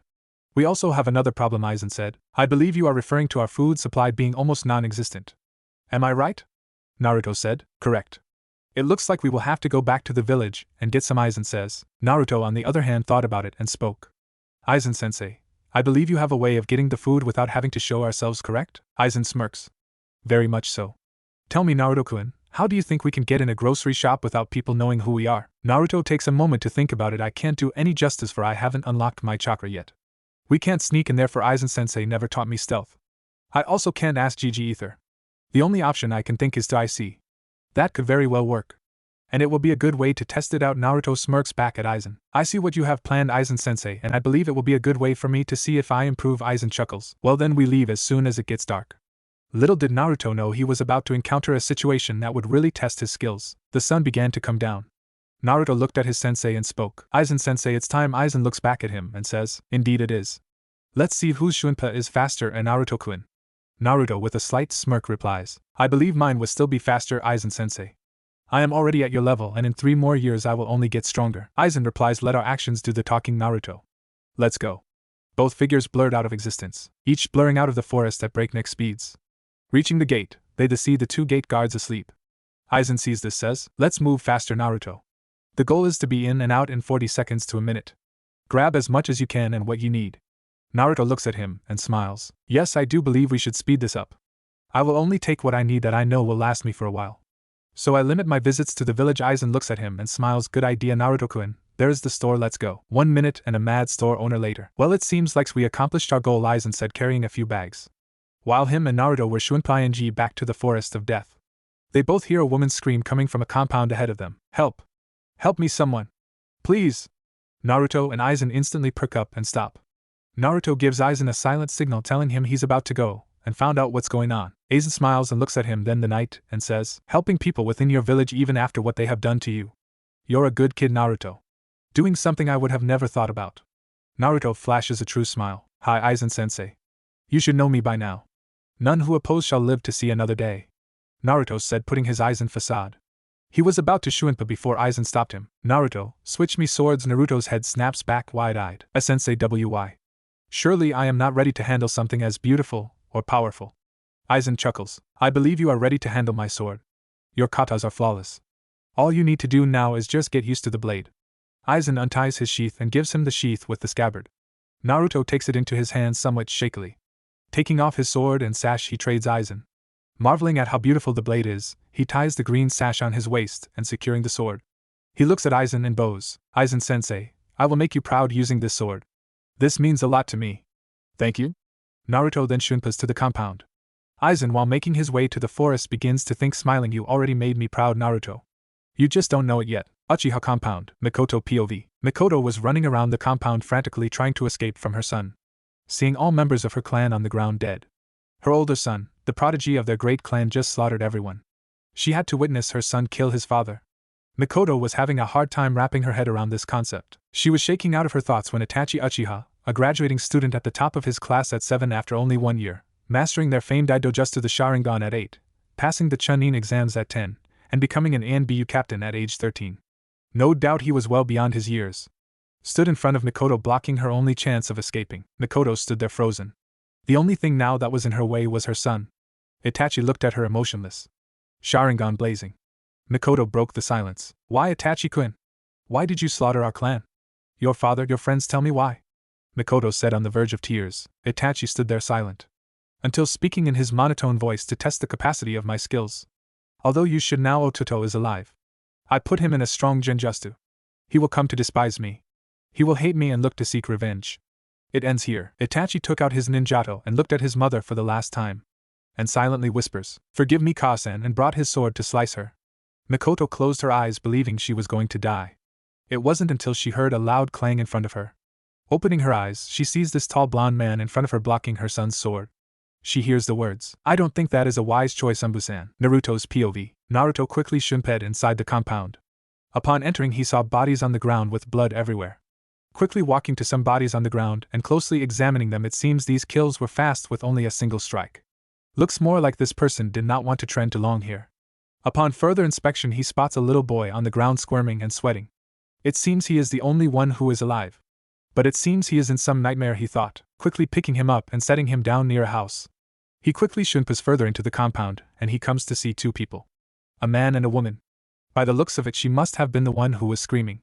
Seeing this man pull his own sword coming down with an attack, Naruto quickly drew his sword to block his and said, "I don't think that is a wise choice, Umbu-san." Normal POV. Itachi was naturally surprised to who this man was that blocked his sword. He backed up from him and examined him. He looked to have normal civilian clothing on, but with a green sash with a black scabbard. He responded back, "Who are you and what are you doing here?" Itachi said, forming his Mangekyo Sharingan. Naruto looks at him with a calm face and sheathes his sword and responds, "I am here for I heard someone screaming and as a concerned citizen I came by to check." Itachi responds, "From the way you drew your sword you don't look a civilian."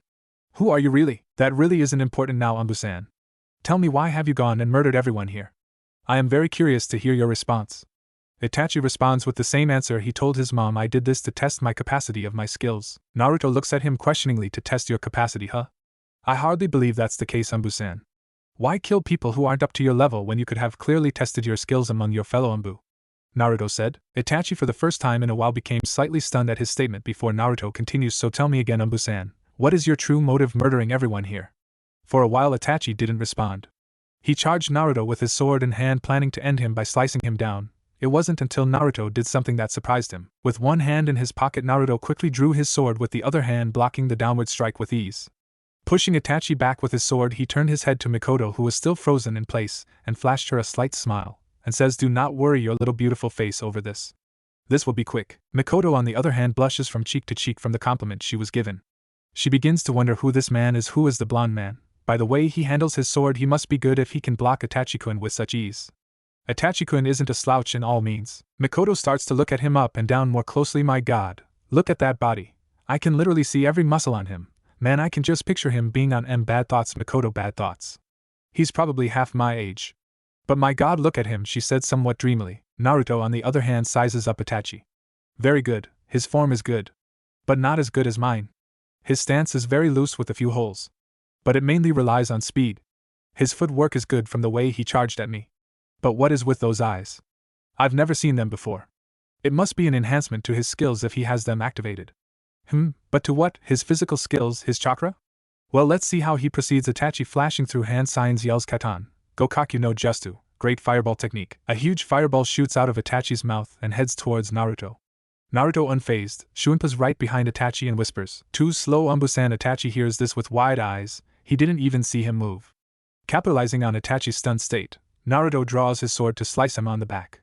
Itachi grunts, while Naruto flicks the blade with blood on it off.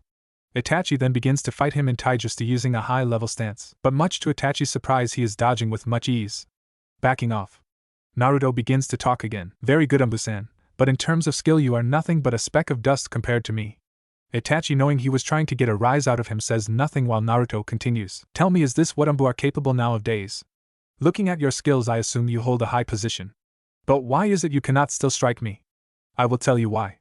Your skills in A and BU standards are great, but compared to me I am on level you will not ever attain." Itachi, a little miffed, locks eyes with Naruto and whispers, "Tsukuyumi, Moon Reader." Naruto opens his eyes to see him shackled to a cross. An illusion. Impressive. But this still won't hold me, Naruto thought. Itachi appears in front of him. "In the world of Tsukuyumi I control time and space. For the next 72 hours you will live to see yourself die over and over again." Itachi said, examining the look on his face, was shocked to see Naruto void of any emotion and more shocked at what he did next. "It seems your eyes enhance your reflexes and gives you powerful techniques such as this. Like I said, not enough, Naruto says, but instantly flares his Ryastu, purple Ryastu surrounding him, causing the illusion to crack slightly and then shatter. Itachi looks at him wide-eyed and states, impossible, the only people capable breaking that illusion are people who have the same eyes as me.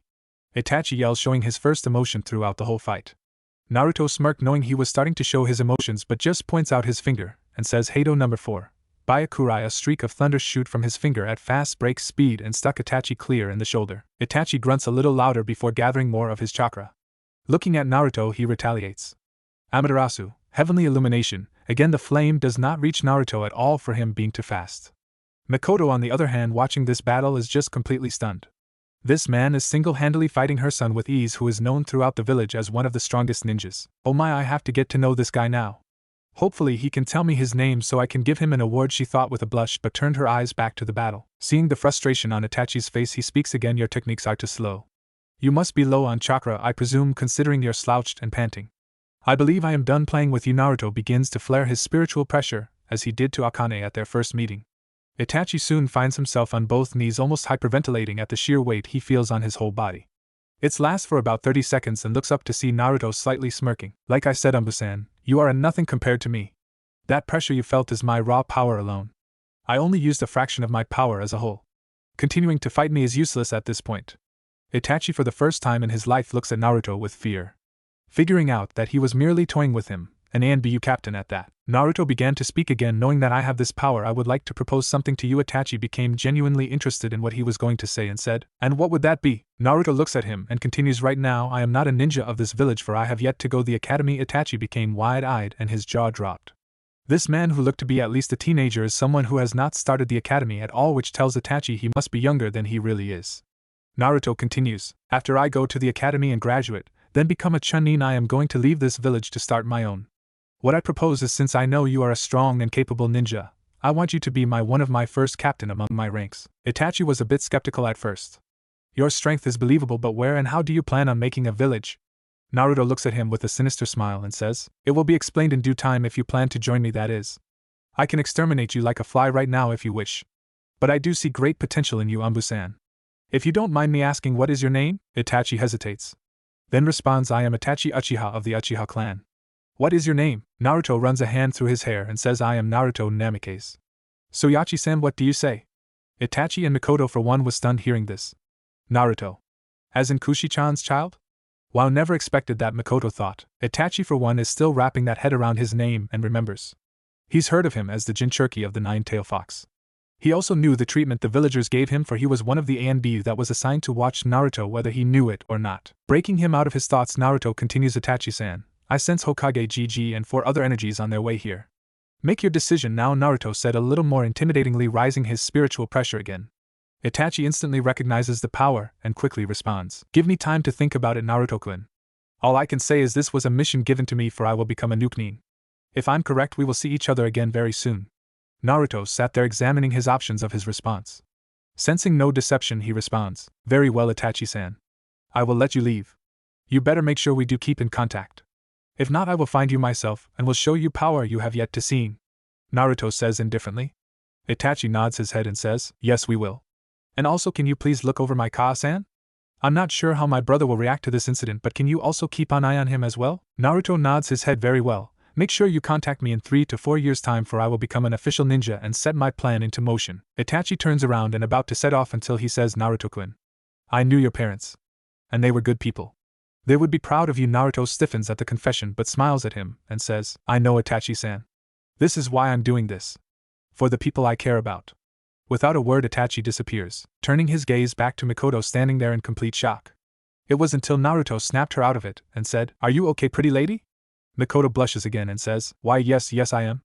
Thank you for saving me, I surely thought I was going to die, she said before throwing herself into the arms of Naruto. Being Naruto as he is, he puts his hand on her back to gently soothe her and starts whispering things in her ear to cool her down. Couple of moments later, her crying dies down, and she starts to inch away from him. Naruto couldn't help but take a good look at her. She was beautiful in his arms. A fair complexion, with beautiful long black bangs come down her face with no blemishes. She looked to have a slender frame, and he could tell she was a ninja from her toned slim legs, along with a chest that looked to be at least a cup holding firmly in her brow. Mikoto, on the other hand, was enjoying being engulfed in his arms, feeling all his muscles from his arms to his chest. Being held in his tight muscles had her feel safe. His aura was the most interesting to her. It made you feel as he is closely examining you just to break you down. His aura made you feel like you are nothing to him, and you can't touch him as he fights. On the battlefield he seemed like her older son, if not more serious on a scarier scale. But now his aura feels like he will take care of you. And nothing will harm you. Being interrupted out of her thoughts by a hand to her chin, Naruto brings her chin up and asks, "Are you okay now?" She could only nod. He asks with a grin, "So can I get the name of the princess I just saved?" Mikoto can only blush hard and stutter out, "And my name is Mikoto." Mikoto Uchiha. Naruto smiles at her more, giving Mikoto a harder blush. "That is a beautiful name, Mikoto-chan." "Why was he trying to kill you?" Naruto said. Still blushing from the affectionate term, stutters, "I don't know. He was my oldest son. Why would he betray our clan like that? Why kill all his family, friends and everyone he loves?" She yells, tears pouring out again. Naruto, looking a little sad, brings her into a tight hug, and she instantly buries her head in his chest and just rubs her back until she calms down. Mikoto, enjoying the moment, hears Naruto speak up. "I would love to sit here and hold you all day, Mikoto-chan, but I have to go now." Mikoto looks up and teases back. "Ah, why? I am that bad of company?" Naruto cracks a slight chuckle and says smoothly, "No, not at all, Mikoto-chan. Any man in his right mind would enjoy this. Would it make you feel better if I told you I am enjoying holding you?" Mikoto blushes even redder than this time and couldn't say a word. Naruto starts to hear Akane and growl a bit, making her presence known for the first time in this encounter. Akane's mindscape. She was witnessing what Mikoto was doing and started to growl. How dare she shamelessly flirt with him? "Why, Naruto-kun, wait, my Naruto-kun, when did that happen? Though I wouldn't mind making him mine. And I mean all of him." She thought, playing certain sexual scenarios in her mind, making her nose bleed at all the images. Back to Naruto and Mikoto. Seeing Mikoto blush, Naruto only smiles, releasing her, giving them a little space, and says, "Well, I must get going. Gigi will be here in second. When he asks who saves you, tell him everything that happened here. I'm sure Gigi would at least like to know I'm alive at least." She nods her head as Naruto turns around to try and get back to the forest, but hears something from Mikoto that makes him flinch. "Where are you going, and is it true? Are you going to leave this village?" Naruto stops and stands still. Turning around to look at her, he sighs and runs a hand through his hair and says, "Yes, I am. When I become of Chunin rank, I will leave this wretched village to start my own." Mikoto says, "I want to go with you," she says, making Naruto slightly stunned before reining himself in. "What would be your motive? You have been in this village your whole life. What would be in it for you to defect? You still have a child here." "Why?" Naruto said, turning his facial features serious. "I have nothing to live for except my son. I want to know how this will affect him in the future. I believe he will seek revenge. I'm hoping I can steer him away from that. But all I know is I want to start anew. This place will only serve as a memory of what happened," Mikoto retorts.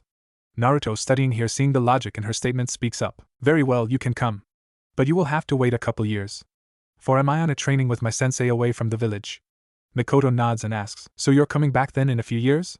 What if you don't come back? What if you decided to leave me? Where am I going to go? What am I going to do?" She yells hysterically.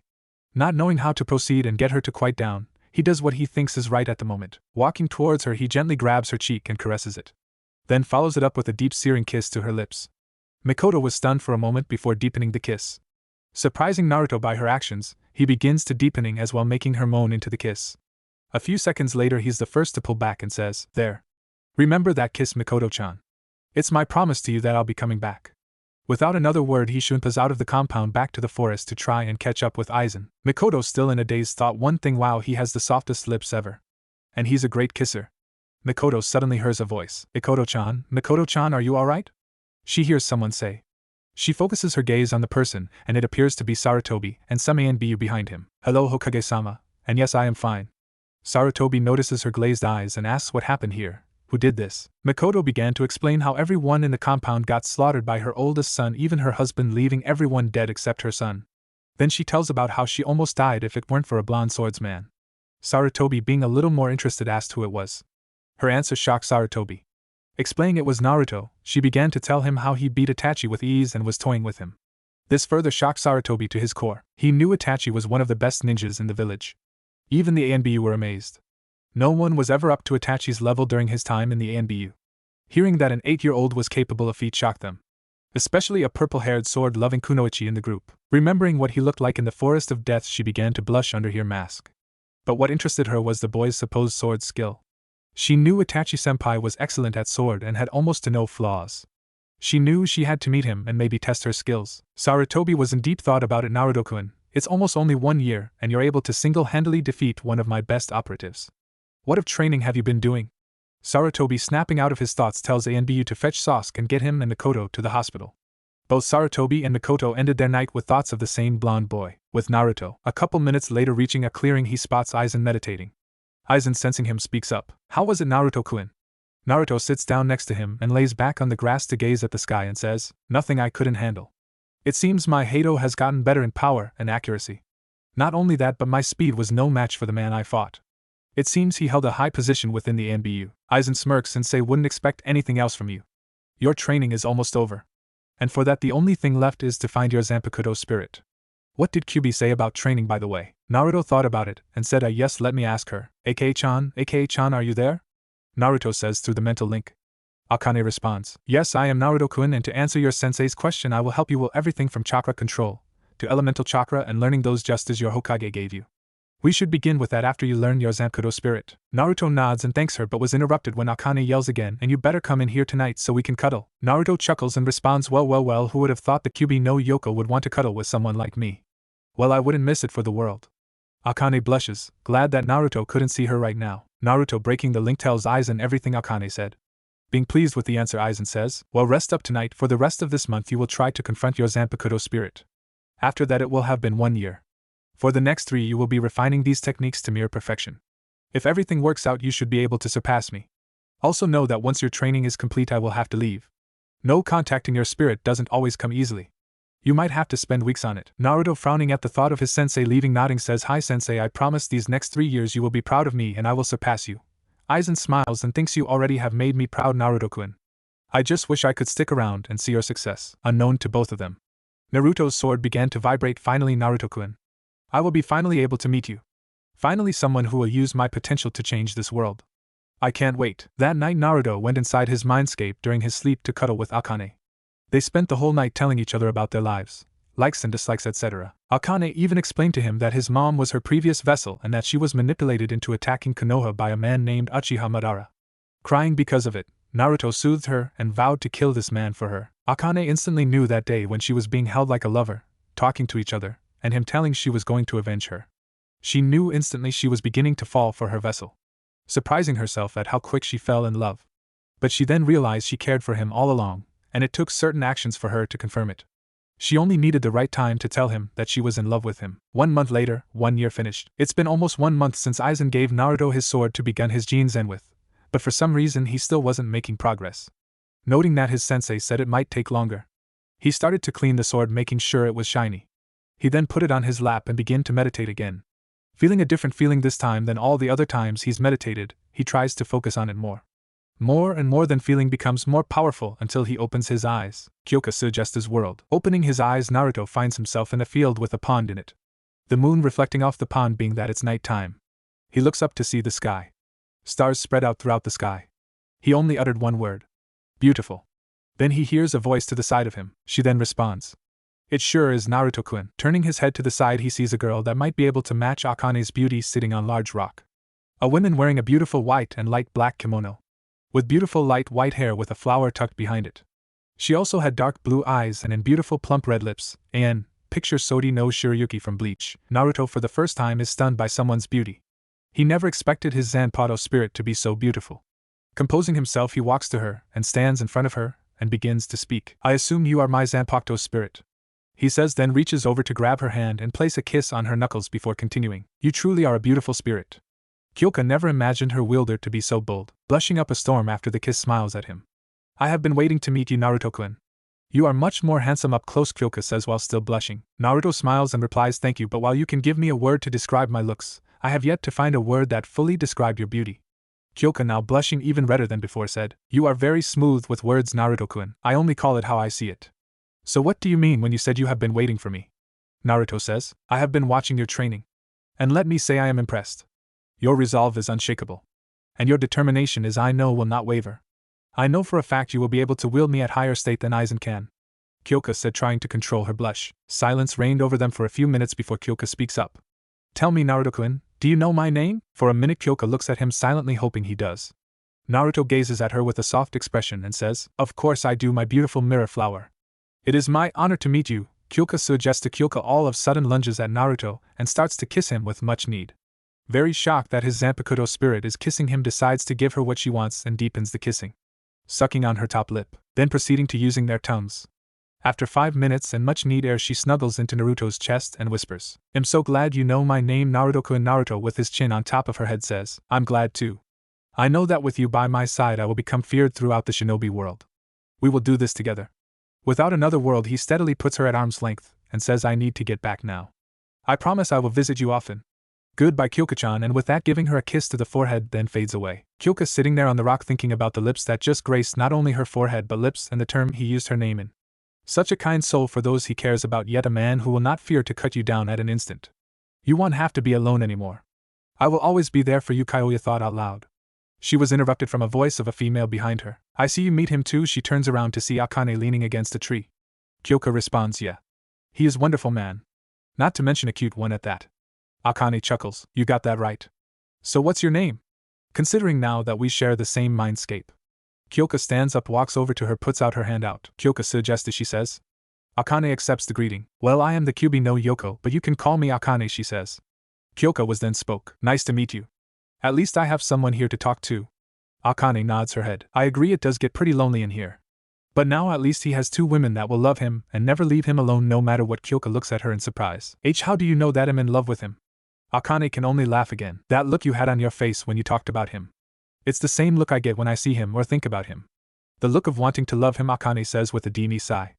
Kyoka blushes. "Well, at least we have one thing in common," Kyoka says with a slight giggle. Akane speaks, "Not only that, but I think there is another girl gunning for him. So we got competition now." Kyoka simply states, grinning with a little blush. "Well, it matters to me not. For me and Naruto, I know, will become close within the next 3 years.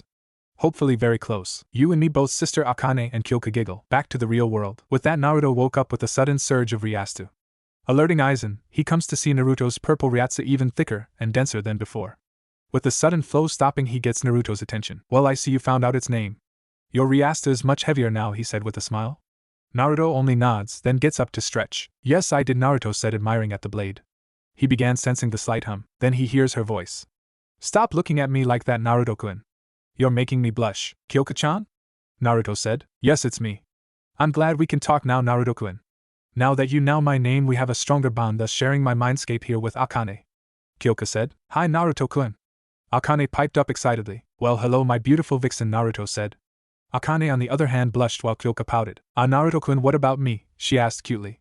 Naruto smiled. "Well, how can I not notice my beautiful moon flower of equal beauty as well?" he said smoothly. Kyoka blushed. "That's more like it." Snapping Naruto out of the conversation, Naruto continues, "Now that I have found my blade, I am now ready to perfect my Shinigami skills along with my Shurikai and Shinobi skills." Aizen looks at him seriously. "These next 3 years are only going to get harder. You will have to push yourself through level I could have never attained. You will aim to be perfect in all skills of Shinigami and Shinobi skills alike." "Are you sure you want this?" Aizen said. Without a doubt of hesitation, he said, "I understand the trials that I will face and I am ready to move forward. Especially with my beautiful moon flower and vixen and you, Aizen-sensei." "Right," Naruto said in his head. "Damn, Naruto-kun, we will be with you every step of the way. We will never leave you," Akane said. Kyoka Mada then speaks up. "Yes, Naruto-kun, we will make sure you are the strongest to where no can oppose us." Naruto nods in thankful manner. "I have no time to waste. Let's get started, Aizen-sensei." 4 years later, after finally meeting his Zampakuto spirit, Naruto began training his skills non-stop to try and reach attainable levels no human can possibly go. Naruto perfected his katos to a T. Every strike he can deliver are instant kills. He perfected his swings to such a degree one he can cleave off any body part with ease. His Zanjusta skills have defiantly surpassed Aizen's by a mile. Naruto's Kido and Bakudo exceptionally grew also. He is able to cast level 90 Bakudos and Hados and above without an incantation.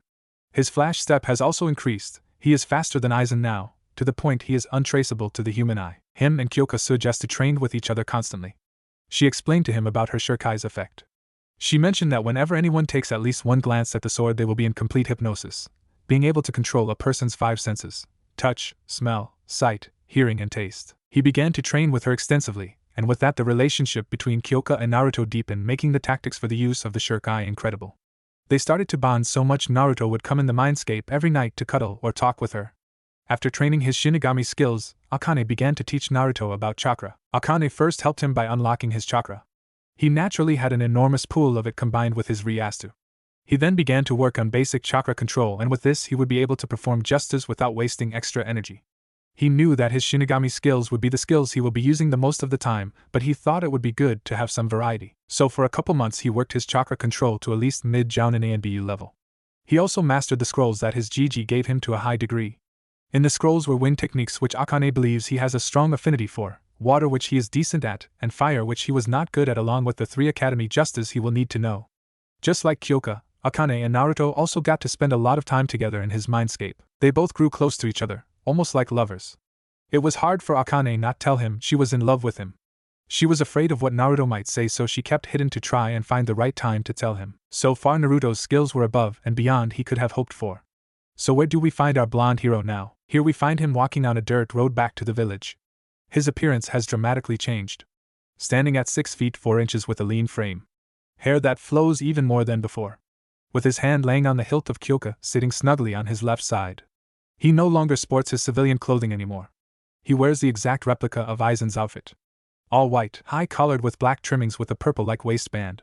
He decided to wear this in honor of Eizen and for what he has taught Naruto. Naruto and Eizen grew very close within the years, moving past the sensei and student relationship to almost a degree of father and son.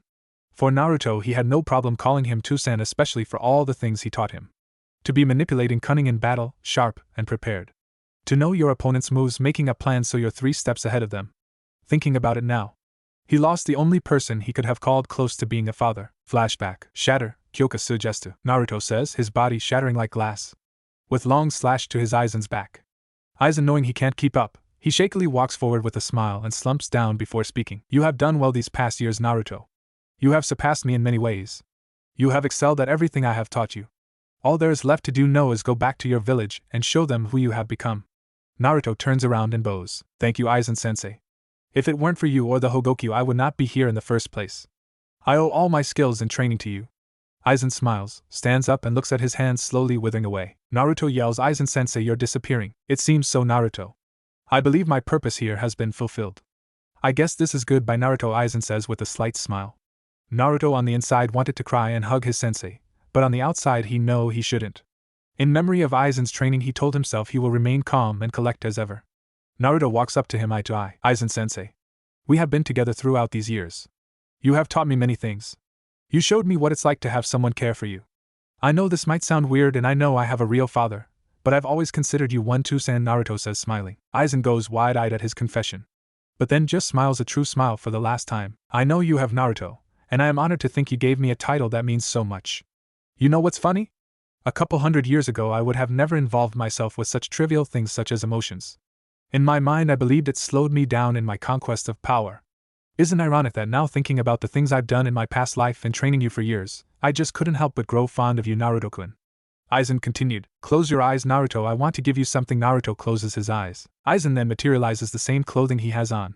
Okay, Naruto, open your eyes. Naruto then opens his eyes and sees the same outfit Aizen is wearing in his hands. I thought you would need some new clothes on your way back. Just a little something you can remember me by. Naruto takes it in his hand, threatening to shed tears. He goes behind a tree to change. He comes out looking like an exact replica of Aizen. Well, you look pretty good, Naruto, Aizen says. Thank you, Aizen-sen, and no thank you, Tusan. Naruto says, bowing. Aizen's arm, then his body began to fade. Well, looks like I'm being absorbed now. Never stray from your goals, Naruto. Make me proud. Show them a true power of a god. Aizen then vanishes. Closing his eyes with a lone tear falling out, whispers, I will, Aizen-sensei. I promise. With that he begins to walk out of the forest. Back to Naruto. As Naruto was reminiscing, he hears a couple men from the trees and bushes and a woman screaming far ahead. Naruto, being curious, sets out to find where the noise is coming from. Hopping from tree to tree he spots where the noise is coming from. He sees what it looks to be like ninjas, but not from the village of Konoha. But what grabs his attention is this woman on the ground with multiple cuts, bruises and some torn clothes. His attention turned to her beautiful ruby red eyes. They resembled Itachi's but more beautiful and majestic. He can tell she was a kunoichi from the Hittite she was wearing and the pouch for weapons. But what they started to do made his blood boil. All 3 of the ninjas were going to try to pin her down and rape her. One man, which he determined was the leader, began to rip her clothes off and started to pull his dick out ready to rape her. Naruto shunped at the blink of an eye. Karinai's POV. Karinai just got back from a mission to Suna. A simply C-rank delivery mission to the Kazekage and back. But halfway into her getting home she encountered 3 ninjas from Kumo of all ninjas. She determined they all looked at least to be mid-chunin to jounin. She put up a good fight until one of the ninjas hit her from her blind spot. Well, you put up a good fight, bitch. One of the ninjas said. Hey, you wanna have fun while the bitch is down? Said the other Kumo ninja. Karinai's eyes widened when she heard the word fun. She know what they wanted to do. Alright, we can have some fun. Both of you pin her down. I'm going to have a go at her first, said the supposed leader of the group. Both of the Kumo ninjas restrained both her arms down so she couldn't use jutsu. The man that wanted to go first decided to rip some of her bandaged dress off, exposing some of her bra and well-endowed chest. Karinai was now starting to panic. She began to cry and scream and told them to stop.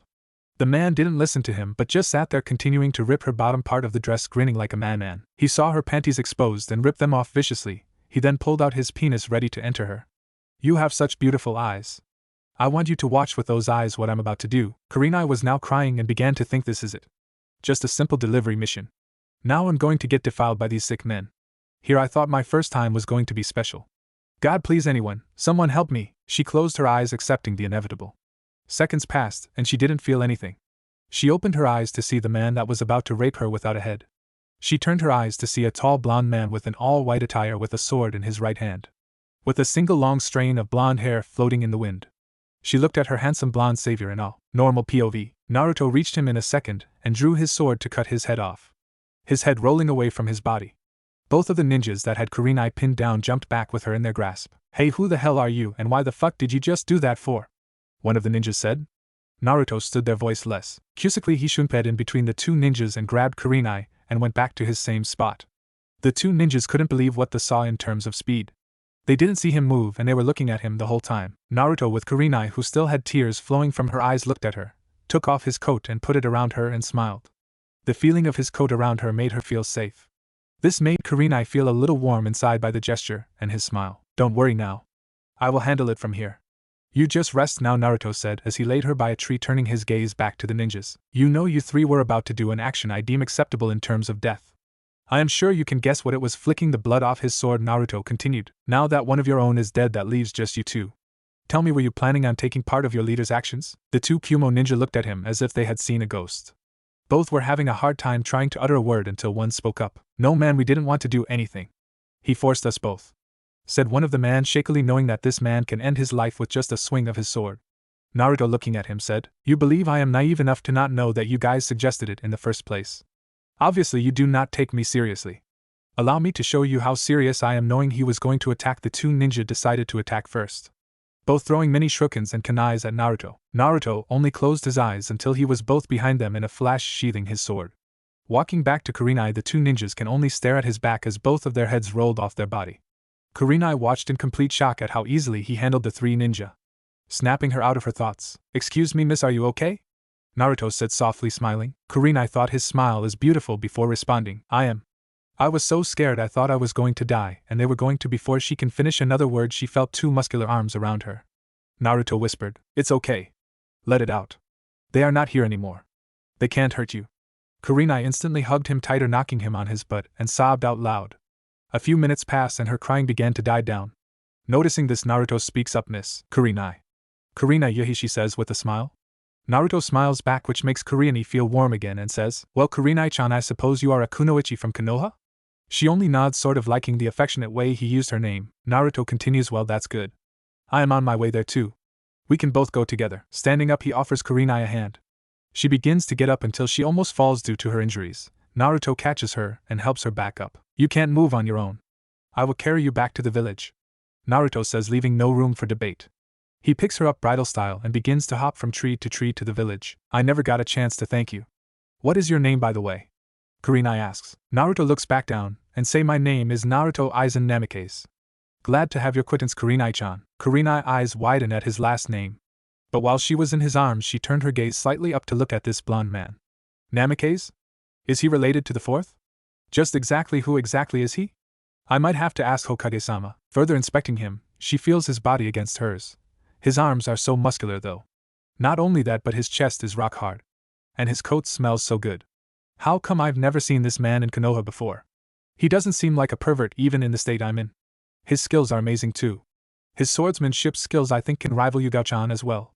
Well, since he's going back to the village, I might be able to get to know him more, she thought before unconsciously inhaling his scent of his jacket, followed by snuggling into his chest. Sensing this, Naruto can only help but smile. Konoha gates. Spotting 2 guards, one stops him. Halt, who are you and why is a Konoha kunoichi in your arms? Naruto responds she was attacked by multiple enemy ninjas.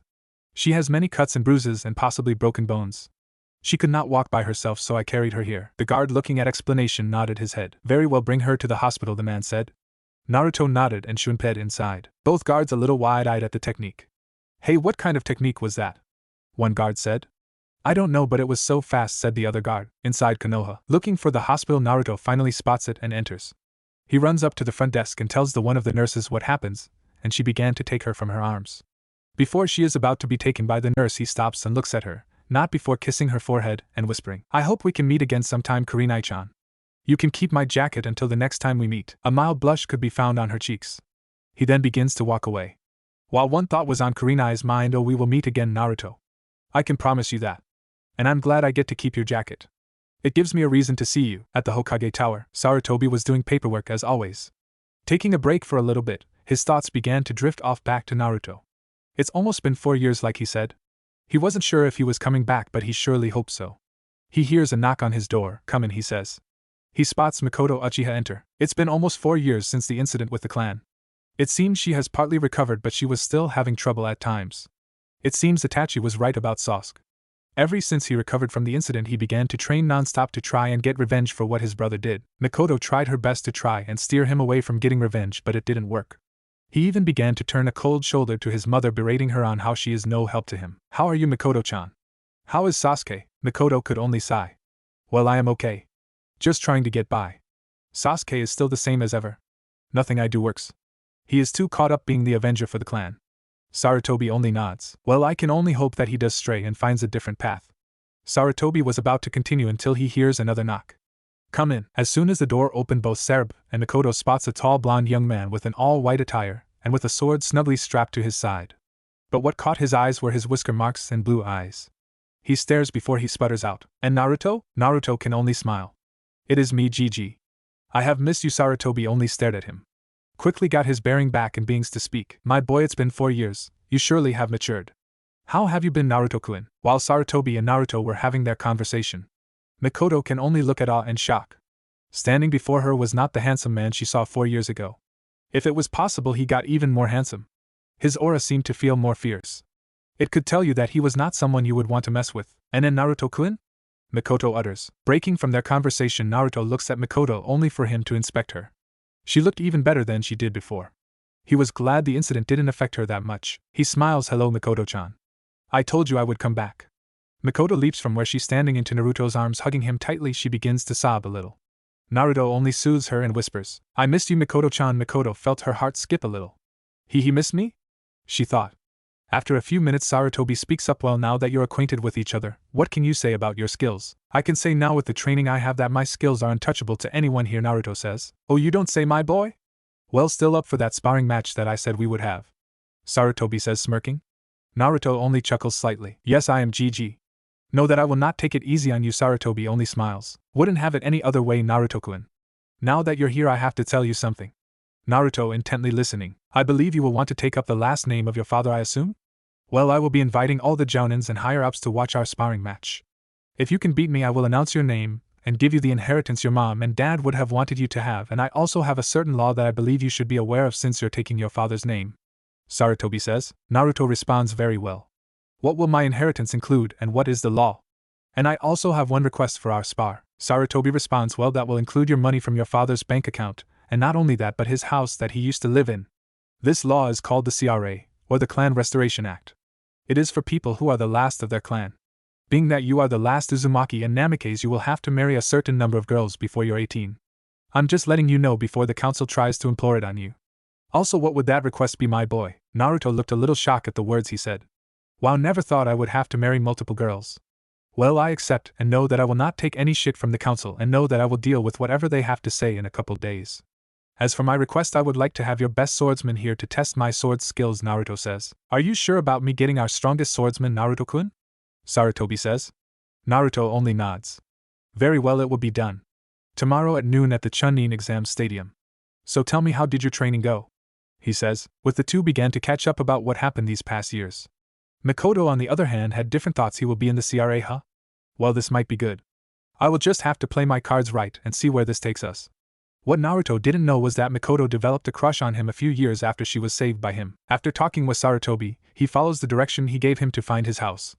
Many people were looking at him weirdly as if they have never seen him before, while many of the women were looking at him with blushes and mild lust. Well, at least they aren't calling me demon brat now. But we will see how long that lasts, Naruto thought. Aka-chan, Kyoka-chan, you guys there? Naruto says. Yes, I am Naruto-kun. How does it feel to be back in this village? Akane says with disgust. It's alright. But we will see how they all react tomorrow at the news of who I am. And how they spat on their Hokage's last wish, Naruto says. Kyoka speaks up. Don't worry about it, Naruto-kun. I can't wait to see their faces tomorrow when you showcase your skills. Naruto only nods. I'm glad I have you beautiful girls in my life. I also want to tell you guys something tonight. But no, we will show the people in Konoha that I have no equal. And those who oppose will only fall to my blade. Both girls lightly blushed at the affectionate words he said while they can only nod, wondering what he wanted to talk about. Looking up, he sees the address. He spots a gate with some seal on it. Remembering what his Gigi said about putting his hand on his seal as it will only open if it recognizes the chakra signature, he puts his hand on the seal and begins to channel chakra. A couple minutes later the gate opened, leading him to a mansion-type house. Upon entering, he spots a huge living room with a big kitchen with many portraits and books. Looking around even more, he spots some type of basement, and sees that there is a seal on it. Channeling his chakra on it again, it opens, and what he discovers is a library full of justice from at least every element. Closing it back up, he heads back up and heads towards the stairs and finds at least 6 to 7 rooms. Entering the main bedroom, he spots a picture of his dad and mom holding him as a baby. Walking up to it, he trails his hand on it, and whispers to San Ka-san. I will make you proud. Walking out of the room and back down the stairs, he spots a garden out back. He spots some flowers still in perfect condition, and on the other side of garden is what looks like to be a training field. Very impressed with his house, he returns back upstairs to catch some sleep. Changing into just his boxers, he lays down in the main bedroom and enters his mindscape. Akane and Kyoka's mindscape. Opening his eyes, Naruto walks up to the Japanese-like mansion. Opening the door, he sees Kyoka and Akane chatting. Hello, my lovely ladies, Naruto said. Hi, Naruto-kun. They both said in happy unison. Smiling, Naruto then talks. Come on, girls, let's go upstairs and rest. I'm tired. Kyoka and Akane happily get up and wrap their arms around him, walking up the beds. This was a common occurrence throughout the years of Naruto's training. Bonding with them, he became closer with each of them. Sleeping every night with them, kissing them and just talking with them. Upon reaching the bed, he flops down while Akane and Kyoka take one of his sides and snuggle up into him. Seeing this, Naruto gives Akane a kiss on the lips and then turns his head to give Kyoka a kiss on her lips. Both girls letting out a dreamy sigh. Silence was there for about 5 minutes till Naruto spoke up. Girls, I have an important question to ask you, and before you speak, let me finish. With a nod from both girls, Naruto continued. As you know now that I am the last of my clan. Being in this village, I will have to be in some called a Clan Restoration Act. This means I will have to have multiple wives.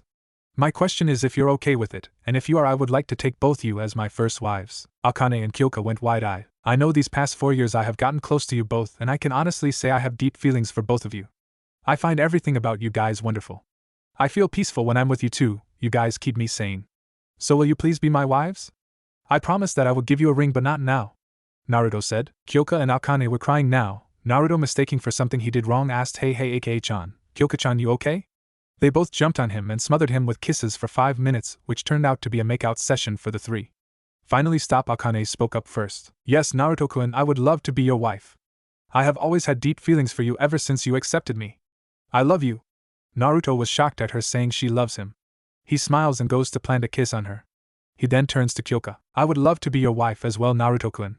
I have cared for you as soon as you started training with Eizen. I have fallen for you as well. I was just afraid to tell you. But it would make me happy to be your wife. Kyoka says with her head down. Naruto with a bright smile picks it up and kisses her as well. Also, Naruto-kun, since you have to marry multiple wives, make sure that we approve first. We don't want weak girls with you. We both won't tolerate it. Naruto nods and says, I will promise you 2 things. 1, I will love both of you or any other girl that comes our way equally. And 2, I will get you girls out of this mindscape so we can be together on the outside. Akane and Kyoka can see the determined look in his eyes and only smiled. A smile that was reserved for him. Naruto then kissed them both and whispers something again into their ear that made that heart almost come out of their chests. I love you both. Aka-chan and Kyoka-chan, Naruto said before falling asleep. Both Akane and Kyoka both looked at each other in surprise and smiled at their new husband's confession. Both snuggling up very close to him that night. The next day, Naruto awoke the next day close to noon in the main room of house. Washing his face and putting on his white attire and strapping on Kyoka on his side, he couldn't help but think what he told Kyoka and Akane last night. I really do care for them. They mean everything to me. They have been there from the start. I will learn to love them. Walking out of his house and locking it, began to walk down the road to the Chunin Stadium where he will be tested. He spots many ninja entering in the stadium talking about who is going to fight. Seeing the entrance, he enters the Chunin Stadium as everyone was taking their seats. A purple-haired kunoichi with a trench coat and fishnet clothing leaving nothing to the imagination walks up to a ruby-eyed Genjusta mistress who already has taken her seat. "Hey Kure-chan," Anko says. Turning her gaze to Anko, she replies, "Hello there Anko-chan." A couple minutes later, all the jounins who knew each other sat together. A man named with grey gravity-defying hair was spotted with them, also reading his little orange book, making the women around him a little peeved at first. Also a man with a cigarette in his mouth and a scruffy full-on beard was there taking his seat right next to Karinai, much to her dismay. A man with a bowl-shaped haircut and green spandex also sat near them, yelling something about the springtime of youth. These were Kakashi Hatake, Asuma Saratobi and Might Guy. Anko then speaks up. "So who do you think the guy is that's going to sparring with the old man?" Everyone wondered about this also. "I'm not sure Anko-chan, although he must be good to have Hokage-sama invite everyone here to watch, let alone spar with Hai," Kakashi said, while Guy shouted his skills must be so youthful to have has come here. "Right Kakashi, my greatest rival?" Kakashi flipped another page before saying him. "You say something, Guy?" "Guy face faults curse you and your youthfulness." Meanwhile Asuma was attempting to talk to Karinai. "So Karinai-chan, I was wondering if after this you would like to go on a date tonight." Karinai then responds, "Sorry Asuma, I can't. I'm having a girls' night out." Asuma, a little down, just says, "Yes sure, okay, maybe next time." While Asuma was back to thinking of a way to get her to say yes to a date, while Karinai was thinking about a certain blonde man whom maybe I should try and find him after this. I didn't even get a chance to thank him properly. Plus I still have his jacket. Shaking her out of her thoughts, she heard the Hokage-sama speak up. Upon hearing his speech, the mystery man entered. Looking closer, Karinai spots the man she was thinking about. Blonde hair, slim figure and all. Without consciously thinking, she yells, "Hey Naruto-kun!" Having everyone in the stadium look at her, Shinobi Council side. Mikoto was on the other side of the stadium with all the whole Shinobi Council present. All that were present were the heads of each respective clans. Starting with the Hyugas, the Naras, the Akimichis, the Yamanaka, the Inuzukas, the Aburame and the Uchiha clan. Each clan represented by their heads there. The Hyugas well known for the clan eyes, the Byakugan and their clan-style Taijutsu known as the gentle fist that targets special points in your body, shutting down your chakra. Hayashi Hyuga known as the head of the clan. Having long black hair and wearing loose traditional robes accompanied with pupil-less white eyes. Shikaku Nara, with 2 scars on the right side of his face. He had dark hair tied up into a spiky ponytail, dark eyes as well as a goatee. The Nara clan known for the impressive IQ and laziness. They are masters at using the shadow to their advantage by trapping opponents and killing them. Next was Choza Akimichi. A large man with long red hair, with purple markings on his cheeks and samurai-like outfit. The Akimichis are known for the consumption of food, turning it into energy. Their clan's technique is known for their body part expansions. Sitting next to Choza was a man with long blonde hair reaching his back with spikes in the front with blue-green eyes. His name was Inoichi Yamanaka, head of the Yamanaka clan. Their clan being known for the flower shop and using their skills for interrogation and espionage. Their techniques, they are known for are transferring consciousness, reading minds and communicating telepathically. Sum Inuzuka, the head of the Inuzuka clan. She had long, spiky, untamed brown hair, vertical slit-like pupils, elongated canine teeth and nails. On her face were fawn-like markings known for their clan. A clan that are known for their dog companions. And being able to use collaboration techniques with their companions. Next were the Aburame clan. The head, being Shibi Aburame, being very stoic and silent. He wears dark glasses with very spiky short black hair and a mustache. He typically wears a high-collared outfit, while carrying a gourd on his back that is used for holding more Kakechu. Their clan are known for using their bugs to drain opponents' chakra. And lastly Mikoto Uchiha, head of the Uchiha clan. Luckily for her, she began to train after she was saved by Naruto. Although she tried training with her son, he would outright refuse, telling her she was worthless and doesn't deserve being called the head. Saddened by his choice, Mikoto, ever since she became a housewife, she started to slack a little on her kunoichi skills. Luckily for her, she was able to train her Sharingan, making her worthy of the clan head title. Being that she was the head of the Uchiha clan, now she had to show up. Although she didn't mind knowing that her Naruto was about to fight today, while trying to make him hers. But she always was curious about how his skills have grown. And now she will get to find out. Saratobi finishing his speech has Naruto enter. Walking in, Mikoto seeing him couldn't help but marvel at how handsome he is. It was then she heard a woman yell, "Hey Naruto-kun," instantly flashing her Sharingan at the woman who said his name like that. Who the hell is she and how the hell does she know Naruto-kun? Good afternoon, ladies and gentlemen. I'm glad you all can come here today. Today I have a very special treat for you. It will be a sparring match against me and our top swordsman, one of my ANBU. Her name is Nico. Many of you think this man would be crazy to challenge an ANBU and the Hokage of all things, but I believe you will be very surprised at what he is able to do. Let's start this. Let him in, Sarutobi announced. Naruto opened the door and began to walk towards the field. Hands in his pocket, hair flowing in the wind. Taking small steps to analyze who are in the stadium. He saw that many of the kunoichi were blushing and drooling over him. Go figure. Upon analyzing the crowd, he hears a girl shout, "Hey Naruto-kun!" Turning his gaze to who shouted, he spotted Karinai. Smiling, Naruto responds, "Hello Karinai-chan, nice to see you again." In the stands, Karinai can only stare at his beautiful face until she heard Anko yell, "You're that gaki in the forest I saw a couple years ago." Snapping her out of her thoughts, she says, "You know him, Anko-chan?" Karinai says. Anko looks at her and responds, "I don't know him, but I saw him train at the Forest of Death with another man. His skills at the time looked at least mid-jounin level." Anko, grinning, continues, "Enough about Mikure-chan. How do you know this blonde hunk?" Karinai blushes a little. "Well, I was attacked by 3 Kumo ninjas. They were going to do something I would not like to speak of, but he came out of nowhere and killed them. He saved me and then carried me to the hospital," Karinai said, although thinking about his smile, his scent and kiss to her forehead. "Well, this is going to be good then. He must have improved dramatically. He must also be fighting Yugao-chan then, since she is the only one who knows how to wield a sword properly." Anko said. Back to Naruto. He continues walking and spots Mikoto on the other side. She smiles at him. Naruto, seeing this, smiles at her brightly, making Mikoto and some of the girls melt at his smile. Finally reaching the middle, he sees a woman in a cat mask with her ANBU attire. They both hear Sarutobi speak. "For the first match, it will be a spar and only swords. Here today to test this man is Nico. At my signal you can begin." As soon Nico looked up, she was instantly surprised of this blonde man she had met 4 years ago. Sarutobi looks at both of them and says, "Hajime." Nico jumps back and draws his sword, while Naruto sat there lazily with his hand loosely at the hilt. For a couple minutes no one moved. Nico sat there examining him. "So this is the Naruto that fought Itachi-senpai. I can't tell much from his stance. Although he fought and beat Itachi-senpai, so I better not underestimate him. He looks very relaxed in his lazy stance. So it seems he will be ready for any attack. Well, here we go." Nico, tired of waiting, lunges to deliver a few test slashes on him to test his reflex. Surprisingly, it was on point. She decided to step her speed to maximum, trying to deliver a few slashes. To her surprise, he was dodging her strikes with ease at her full speed. After Nico not being able to reach her, jumps back to separate. Naruto then speaks to her. "Very good, Nico-san. Your swordsmanship skills are above average at best. But it seems you cannot hit me. If you're trying to hit me, stop putting distance between us." Nico immediately shoots off to slash at him again. As expected by Naruto, he is dodging flawlessly again. Putting her fingers in cross, she makes 3 clones. All 3 have leaped to him, forming him in triangle before lunging forward to slice him, saying Mikazuki no Mai, Dance of the Crescent Moon. Soon 3 Nikos went to slice him.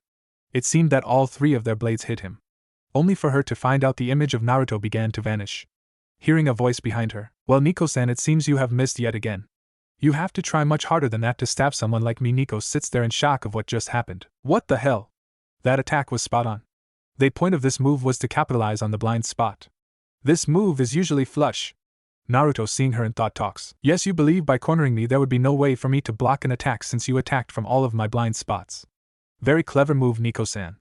But what you didn't account for is one thing." Naruto continues. "My speed cannot be equaled. That move I just used is called a sashimi. It is a technique where I move so fast I leave an afterimage," Naruto said. Nico was shocked at his confession. In the stands, many people in the stands were stunned by what this man is doing and how he is holding up with the purple-haired ANBU. Nico is known though ANBU as a master at a sword. Guy voiced his opinion in unusual serious tone. "His speed is amazing. To think he is fast enough to leave in an afterimage of himself. I would say he is faster than me with my weights off and a couple gates open." Many people in the audience that were around the Jounins were very shocked at Guy's confession. Karinai was the first one to break the silence. "Are you sure about that, Guy? Don't you think you over-exaggerating just a little bit? You are the fastest Jounin here?" Guy shook his head. "No, I am absolutely sure. I've heard about the afterimage technique. You must contain an enormous amount of speed. Speed I have yet attained." Guy then broke it in a nice guy pose. "His speed is so youthful though. If I cannot get to his speed in a week, I will do push-ups with only my teeth." Everyone around him face faulted at his actions. "Well, that was nice while it lasted," Anko said. Kakashi puts his book down and pulls up his Sharingan eye to watch this fight closely, very curious to who this guy is. "Well, this will only get interesting from here," Kakashi said. Karinai and Anko were both thinking you just get more and more interesting. Mikoto, on the other hand, was shocked at how Naruto was handling an ANBU operative. It seemed no matter what how much ANBU Kunoichi tried, she couldn't touch him at all. Many discussions began on the Shinobi Council. "My, his speed is incredible. And to think he will be sparring with Hokage-sama next, Inoichi said. Well, based on his performance now, I believe he should be evenly matched with Hokage-sama, Shikaka said. Sim and Mikoto were wide-eyed. You really don't think that, do you, Shikaka-san? Sim asked. Shikaka was going to respond until Shibi interrupted. I believe Shikaka is right. Based on his speed alone, he is able to counter every one of Nico's strikes. Nico is our best swordsman within the ANBU. What's more troubling is he has yet to display any of his skills with his sword or justice. Everyone can only take the information in. While the noble Hyuga was in thought with Byakugan active, I can't seem to follow his movements with eyes. Even when I'm straining, who is this man? Back to Naruto. Knowing that my speed cannot be equaled by anyone in this village, what will you do? Will you continue your fruitless attempts to slice me, or will you forfeit? Nico then speaks up for the first time during the match. I will not lose. I will prove to you that I am worthy of the title of Konoha's sword mistress. Nico then lounges at Naruto with full strength and speed. As she approached, Naruto only stood there with his hands in his pocket with a stoic expression. As soon as the sword was about to come down on his head, Naruto raises his left arm, catching the sword with one finger, surprising the hell out of Nico and everyone in the audience.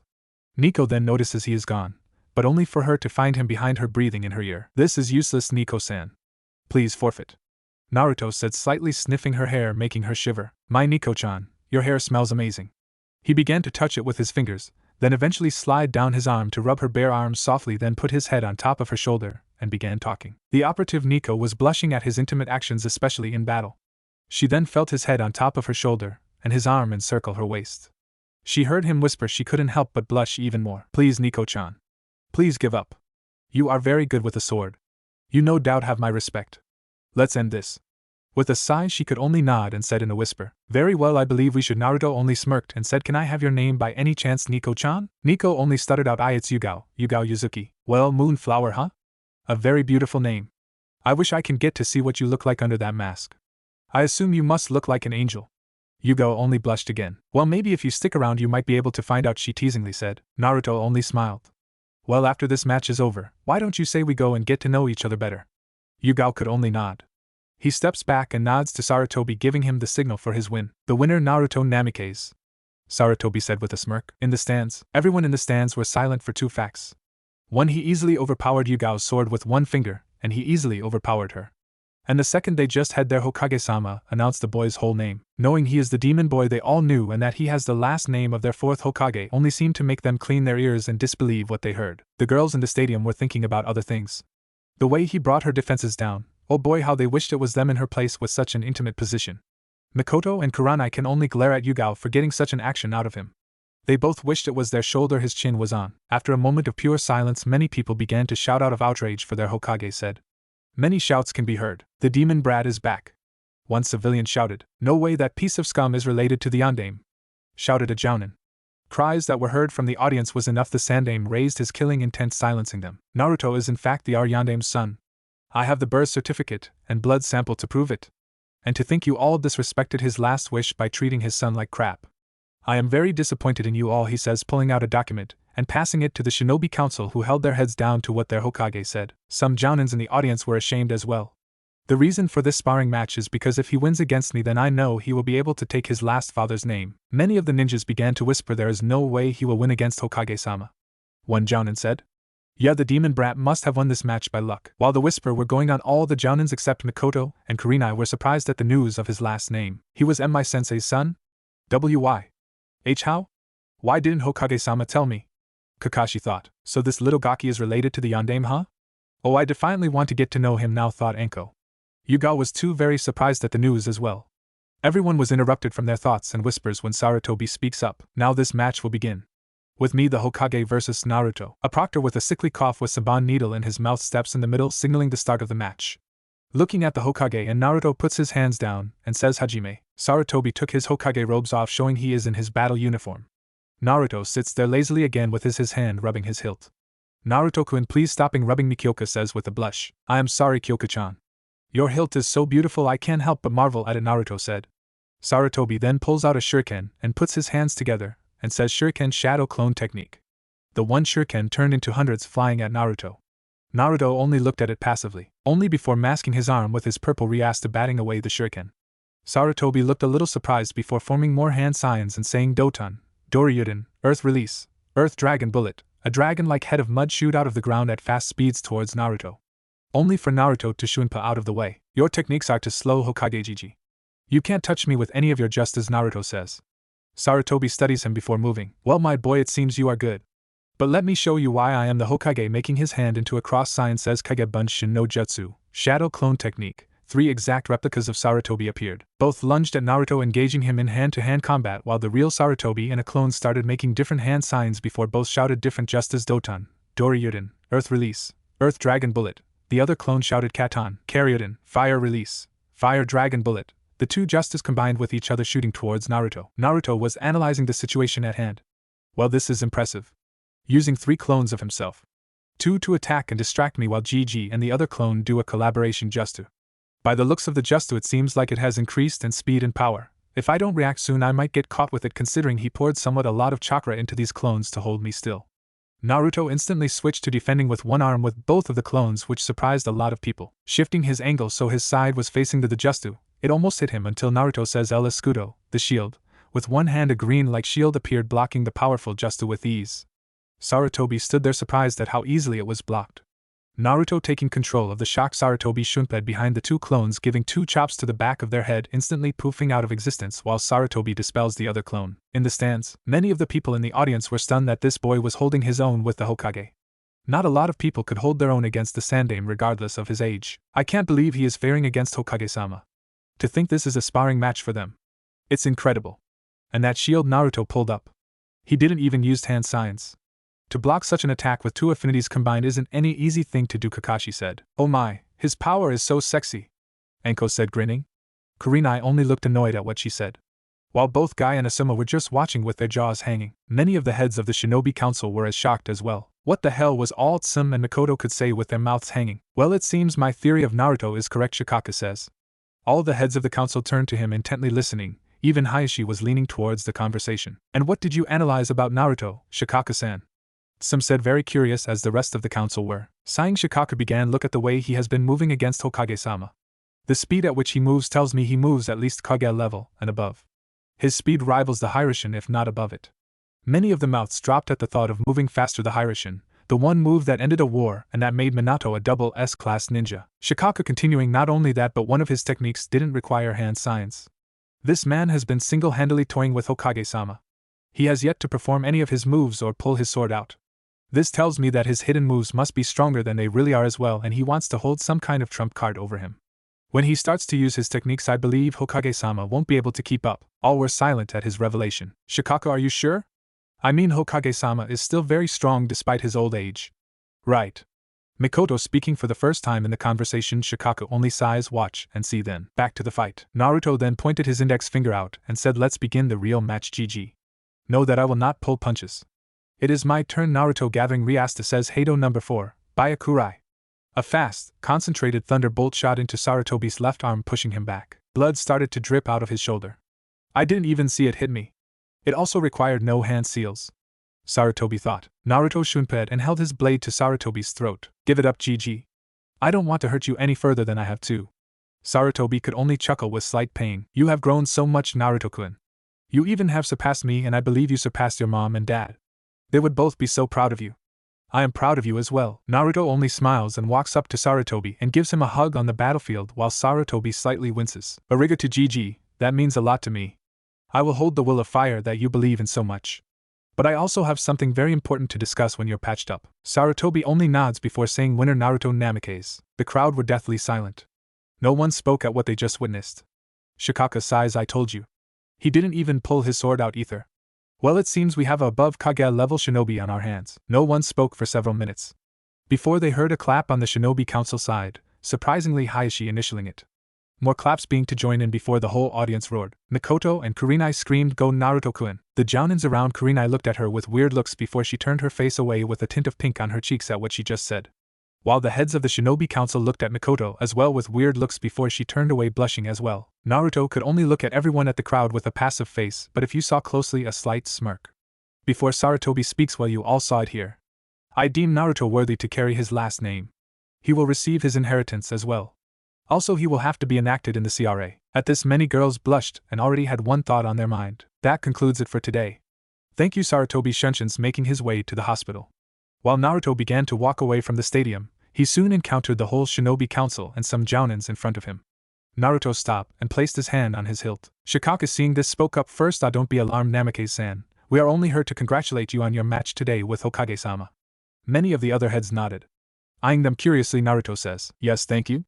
Who are you all, by the way, if I may ask?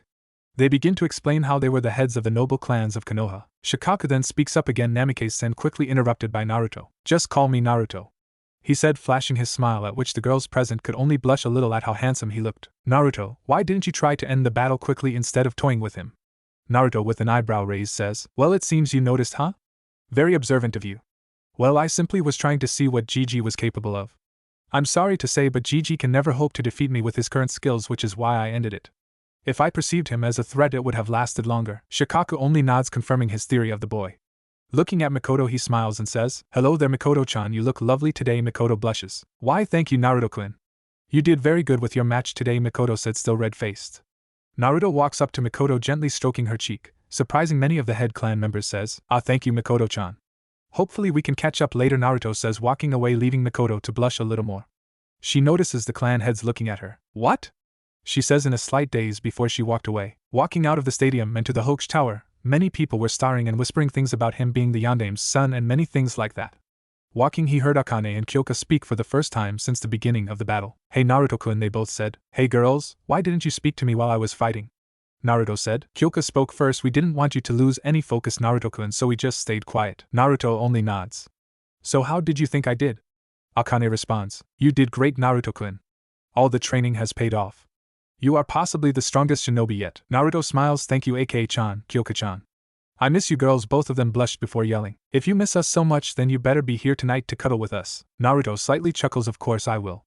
Who would miss out on a chance to cuddle with two lovely goddesses? Reaching his destination, he walks through the entrance. Hokage Tower. Reaching the front desk, he reaches a lady stationed there. Wanting to meet his Gigi, the lady directs him upstairs. Naruto knocked and heard enter. Before him stood his Gigi and what it looked like to be many high-level ninjas, among them arguing until all their eyes met his. Before Naruto's arrival to the office, Sarutobi was holding his migraine in right now. After he got patched up and went back to do work in his office, he was bombarded with all the jounins asking questions about Naruto.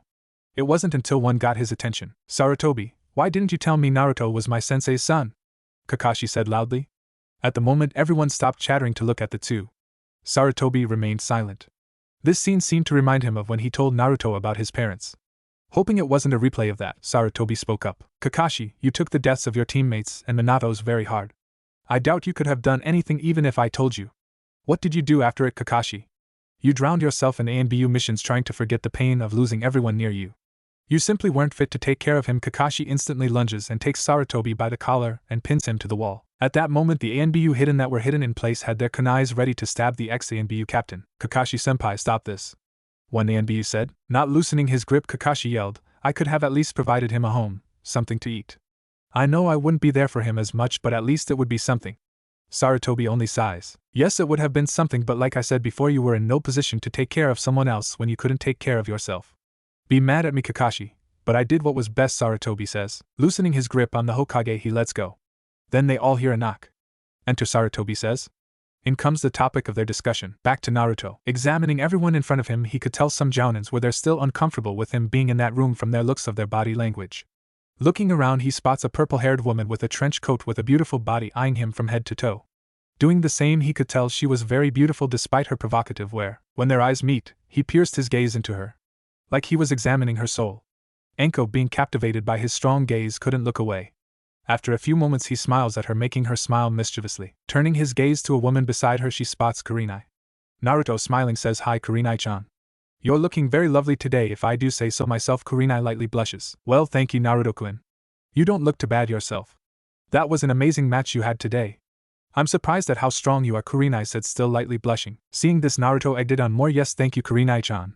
But you know I'm glad to have someone as beautiful as you cheering me on when I was there.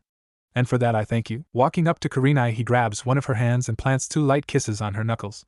Full-blown blushing now, Karinai couldn't help but stifle a little giggle. Many jounins in the room were simply amazed at how he handled Karinai. Did he not know that this was Karinai Yuhi, one of Konoha's ice queens, to always shut a guy down and castrate anyone who made those types of advances on her? Asuma was narrowing his eyes on Naruto now. Hearing a cough, he gazes towards Sarutobi. Hey Gigi, how is your shoulder? Before Sarutobi could respond, some dumb jounin yelled, "How dare you familiarize yourself with the Hokage? He should be respected. You are nothing but a demon." Naruto, looking at him very stoic-like, started walking towards him. The first step he took, he flexed his spiritual pressure, bringing everyone on his side to one knee. Continuing to take more steps, he flexed it more and more till everyone was on the ground. It was worse for the man who spoke out, considering it was aimed at him. Reaching the man who yelled, he looks down. "Would you like to repeat that?" All he could hear was gurgle, for the man was choking. "GG, or for you guys, Hokage-sama is someone I hold dear. If you have any problem, please be kind and speak up. I am fair when it comes to opinions." Raising his spiritual pressure just a little more, the man was flat on his stomach. "No opinions? Well, good.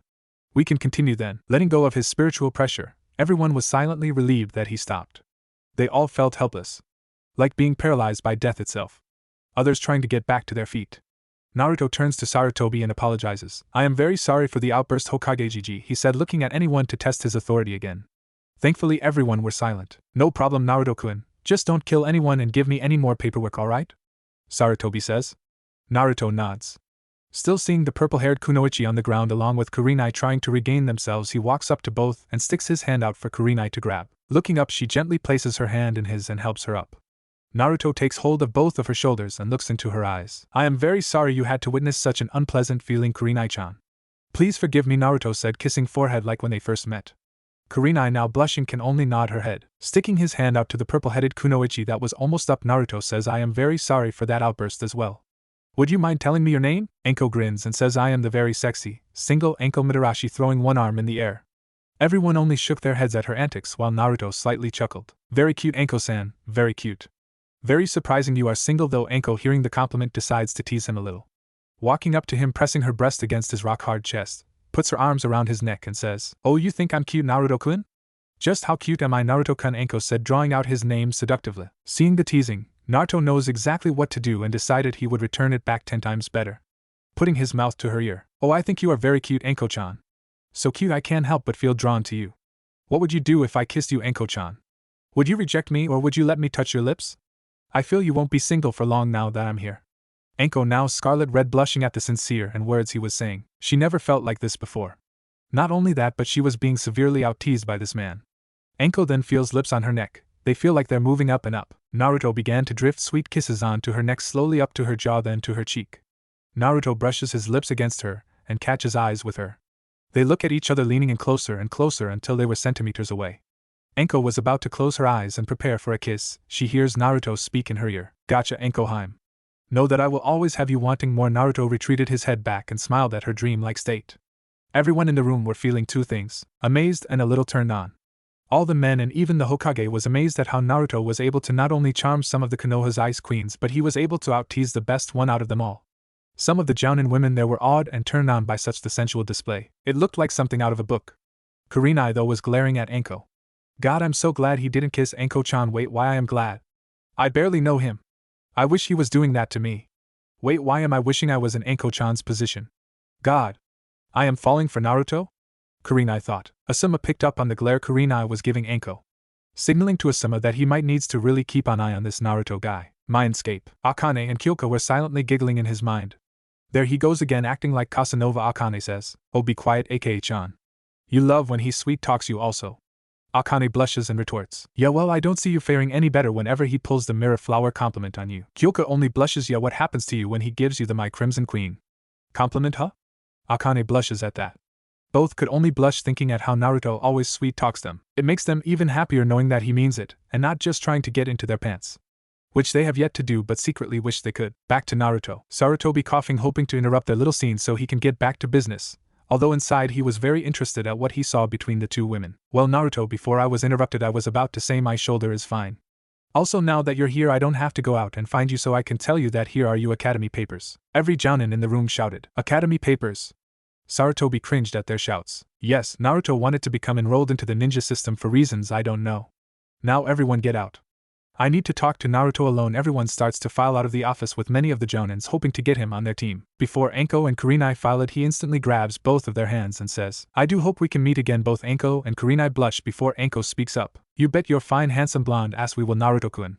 While Karinai speaks up after, "Oh yes, Naruto-kun, we should go get something out to eat together sometime.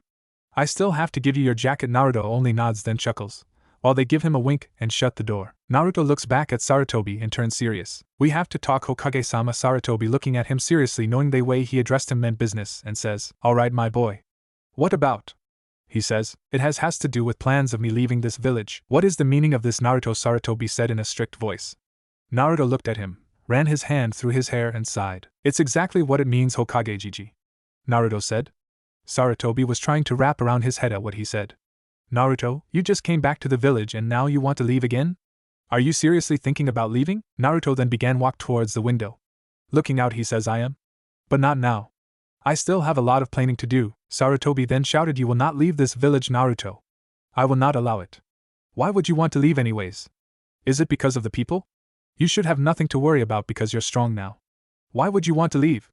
Naruto sighs again. "You don't understand, Gigi," Sarutobi replied furiously, raising his killing intent. "The hell I don't. I made a promise to your mom and dad to fulfill their wish of seeing you as a hero in this village. I will not spit on their wish like the others. If you do so, you will have to fight me, Naruto." Naruto, looking over his shoulder, raises his spiritual pressure, toppling Sarutobi's killing intent. Sarutobi was frozen and in pain. "If you let me explain for my reasons, then I'm sure we can work something out." Stopping his spiritual pressure, he looked at Sarutobi, finally silent, but still having labored breathing. "Sorry I had to do that, Gigi. But before I was going to explain, you decided to butt in." Naruto, still looking outside the window, he continues, "This village was never my home, Gigi. You of all people know that. The only thing that kept me here was you and possibly the hope my life would change for the better. Training with Eizen sensei for these 4 years made me question my own beliefs of why I wanted to stay here. I realized my reason for staying was a just foolish thought to have, and I realized it would have a slim chance of coming to fruition. Even now people call me the names I was called 4 years ago, their attitudes are the same. I came to believe that some people will never change if they're still deeply rooted in their beliefs. I for one will not tolerate it. See, Gigi, I have a dream. My dream is to fulfill a promise to Ka-san, To-san, and Aizen sensei that I made. The first one is to become the most feared shinobi in all these lands. And my second dream is to start my own village and have it become more powerful than any of the villages here in the elemental nations. You see, I have a lot of plans for my village, Gigi." Sarutobi was shocked and was trying to take in all the information he just told him. Sarutobi defiantly knew he could become Kage if he wanted to, seeing his skills first-handedly. But Sarutobi thought if he wanted to build a village, he could defiantly defect and no one would stand a chance against him, so why was he telling him? He knew that Naruto looked at him like a grandfather as he looked to Naruto as a grandson, so why? That is very surprising to hear, Naruto. But let me ask you a question. Why would you tell me? Sarutobi said, curious. Naruto responded, because Gigi. I wanted to see if you would help since your closet thing I have to family. And possibly join if you're up for it. Sarutobi was now very surprised. So that's why you want to be in the academy. You want your name to be known first, but Naruto, what makes you think I would join, let alone help? I'm not warming up to the idea of having you defect, Naruto. If you noticed, I am still the Hokage of this village. I figured you would say that. Tell me, Gigi, what really keeps you here in Konoha? What motivates you to fight for these people? Naruto says. Without hesitation, Sarutobi replies, it is the will to protect these citizens within these village walls. As Hokage, it is my duty to protect it from any threat. Knowing I have this responsibility keeps me here. I grew up here. I made my career here. This place gave me meaning. This place is my home and forever will be. Naruto, turning to look at him, says, spoken like a true leader of his village. I just want you to know my offer stands if you want to join. If you decide to leave, Sarutobi only nods before Naruto continues, are you sure you cannot help me with at least getting me started? At least finding an abandoned plane of land or village, something? Sarutobi looks at him for a couple minutes, silently weighing out his options. If he does leave, I don't think anyone could stop him. Not even me. But then again, if I help him with this one thing, then he might stay here a little longer. Although it will be interesting to see where this idea will go. Finally deciding, he speaks. I may be able to help you with at least finding a place. But you will have to do something for me. Naruto now giving Sarutobi his full attention. And what would you need help with? Sarutobi responds, a woman by the name of Meitorumi has sent me letters about a certain situation happening in Kirigakure.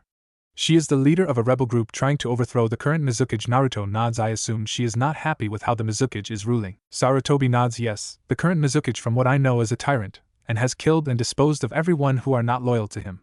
Like you, he is too a Jinchuriki. Now what I need from you is to go assist her with this war they are having and end it, along with rebuilding Kiri after. She will be here in a couple days. She promises if this war ends and we help, she will secure an alliance with us when she takes the seat of the next Mizukage. Having an alliance with her will give us a strong ally in the future. If you can do this for me, I will give you a place to look to start rebuilding your village. Naruto looked at him for a while, trying to see if he had even one hint of deception in his eyes. He then spoke to Akane and Kyoka. Ladies, are you there? Both Akane and Kyoka reply yes, we are Naruto-ku, and Naruto then asks, what do you ladies think? He wants me to do a mission in exchange for information on where to start a village. My question though is, why would he give information knowing I will become a missing ninja in a few months? Akane replies, that is very weird actually, Naruto-kun. If I do remember correctly, there is some law on when a ninja of a village leaves their home village, they are marked as missing ninjas and are put in a book to be hunted for money. I don't think he would want to do that either. What do you think, Kyoka? Kyoka replies, maybe he is considering your offer, Naruto-kun. Look at the facts, he's already in his old age, he is stuck here doing paperwork. Despite his skills being still amazing, he can't fight like he used to. Maybe he's looking for a place when he gives up the title. Nodding, Naruto speaks up, thank you girls for your thoughts. I won't really know what he is really planning until later. So for now these are only assumptions towards his actions. Regardless, I will not hesitate to fight him if he tries to ruin my plans. As much as I love and respect the old man, I can't let that happen. Thank you Aka-chan, Kyoka-chan. I love you both. Akane and Kyoka smiled then replied lovingly, we love you too, Naruto-kun. Focusing back on Sarutobi, very well, I will accept this mission. I hope you are not trying to deceive me, old man. The power you witnessed in the stadium wasn't even half of what I really have. Sarutobi with a slight tick mark at has remarked, do not worry Naruto-kun, your secret is safe with me. And plus I do know you are stronger than me anyways. And let's just say I'm making up for not being there as much for you during your childhood. Naruto smiles. Thank you Gigi. As soon as Naruto was about to walk out, Sarutobi interrupted his actions. Oh Naruto-kun, before you leave, here are the papers for the academy tomorrow. Just give this to the head instructor, his name is Irika and he should fill you in. Alright, thank you Gigi. I'll see you later. Sarutobi nods. Sitting back on his chair, he drifts his thoughts to what Naruto says. Starting a new village and wanting to be the Hokage and most feared shinobi in all of the elemental lands. If anyone can do it, it would certainly be you, Naruto-kun. Naruto was now walking back to his home. Naruto was happy to know he was now going to get started with his dreams of making his own village. Not paying attention, he bumped into someone, knocking them down. Upon noticing, he sticks his hands out and notices it's a girl. I am very sorry, miss. I was wrapped up in my thoughts. I wasn't paying attention to where I was going, he said, smiling. The girl takes her hand. Looking at her further, he took in her appearance. She had beautiful, long dark blue hair that maybe reached to her back. She was wearing a loose-fitting, long-sleeved, lavender zip-up jacket with a mesh armor underneath. She had navy blue pants and black, low-heeled sandals. Looking at her face, he saw she had beautiful fair skin and pupilless eyes, which made him stare at her for a while. But he noticed that her eyes were red and a little puffy. Seeing tears from her eyes, he invaded her bubble and instantly wiped her tears away with his finger. You know, your tears don't do justice to those beautiful eyes you have. What is your name? Naruto said, smiling. Hinata Hyuga.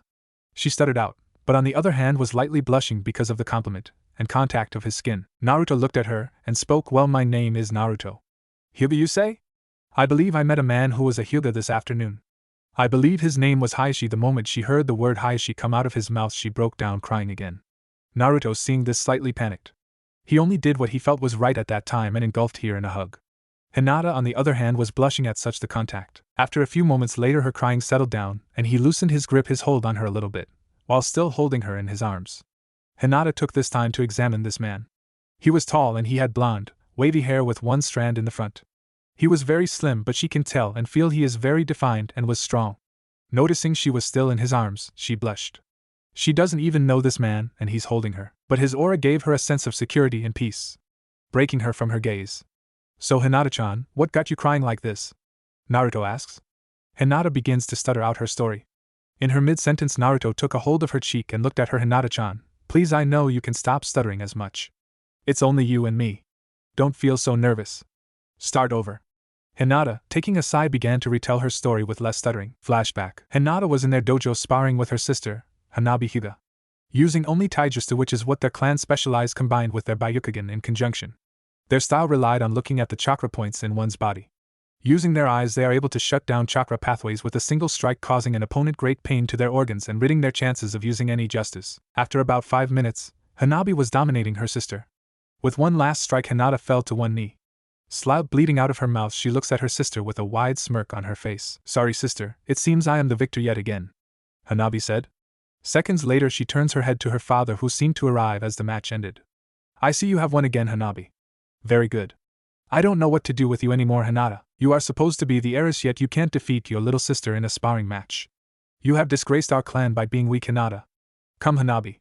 Hayashi said, walking with Hanabi. Hinata sat there crying profusely now. This always happened to her. She always got beat and her father would comment on her being weak. She stood up, wiped the blood of her mouth and bolted out of the compound. Hayashi, who on the other side to watch her reaction, watched her daughter closing his eyes while sighing, "I am sorry, Hinata, my daughter. I don't know any other way to help you improve. I hope you can forgive me for this tough love treatment." Back to Naruto. Naruto was frowning when he heard about this. It seems this is a regular occurrence with Hinata. Looking down, he saw tears threatening to come out again as she finished her story. He instantly cupped her cheek. Hinata, flinching a little bit, decided to lean into it a little. She heard him speak. "Well, I can see why you were crying, Hinata-chan. But no, you are not weak. It only takes the right way of training or person to bring it out of you. I tell you what, how about every day from now on, you come over to my house and I will help you train. So next time you spar against your sister you will beat her. But you have to promise me on thing, Hinata-chan," Naruto said. Hinata shoots her head up. Someone was willing to help her get stronger. What is it, and Naruto-kun? Naruto smiles. Kun, huh? But then again, many girls I have met end up calling me that the first time, Naruto Kantias. Well, Hinata-chan, I want you to break out of this shy, stuttering shell of yours. I know you can be more confident. You did it when you were telling me your story. If you can try and do that, I promise that I will stick by you and help you get strong as a friend," Naruto said, smiling. Looking at Naruto's smile made Hinata light-headed. It was so serene and peaceful it made her blush a little harder. "Oh, okay, Naruto-kun, I will try hard." Naruto hands her a piece of paper and says with a smile. "Good, now I have to leave now. For I am starting the academy tomorrow. After class, I want you to go to this address, okay?" Hinata instantly responds, "You're going to the academy, and Naruto-kun?" Naruto smiles. "Yes, I am, Hinata-chan. Hopefully I will see you there. Anyways, I have to go now. So remember, meet me at the address." Before Hinata turned around to walk off, Naruto took hold of her hand and looked into her eyes. "Always remember, Hinata, you are strong, Kunoichi. Don't let anyone tell you otherwise. Now smile, because I know you would look so much more prettier with it on," Naruto said before kissing her nose.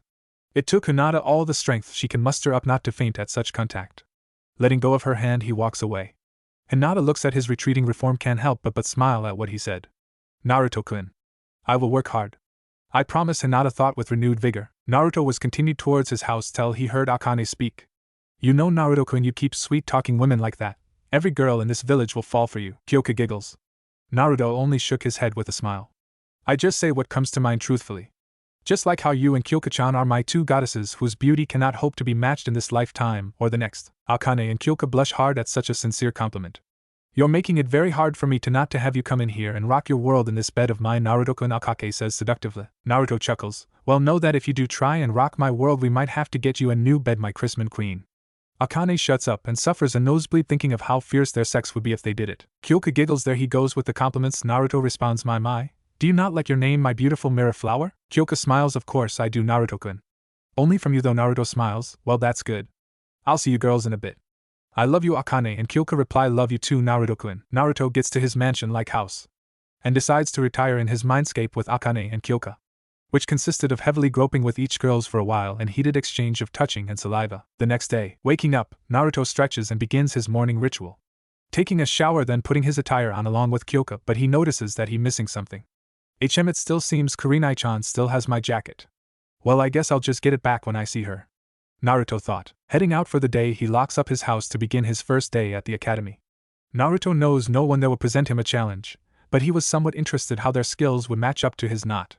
Walking towards the academy, he had seen many villagers still looking at him weirdly. Naruto sighed, knowing this will not change. Keeping his eyes forward, he spots 3 gorgeous women walking across from him, chattering rather loudly. Noticing their looks, he notices that it was none other than Enko and Karinai and Yugao, 3 of the 4 ice queens of Konoha. They notice him and quickly hushed as they saw him come closer.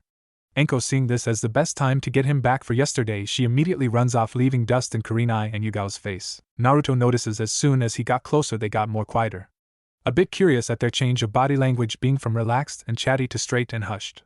He soon notices Enko running towards him. She jumps on him and wraps her arms and legs around him.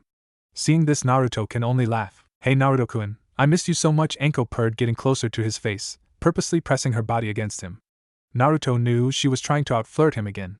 Not wanting to get beat, he responds by first gripping the back of Enko's legs, really close to her, but sliding his hands up to her sides and gently brushing under her boob with his thumb. He stops and looks at her and stares at her with those powerful eyes of his.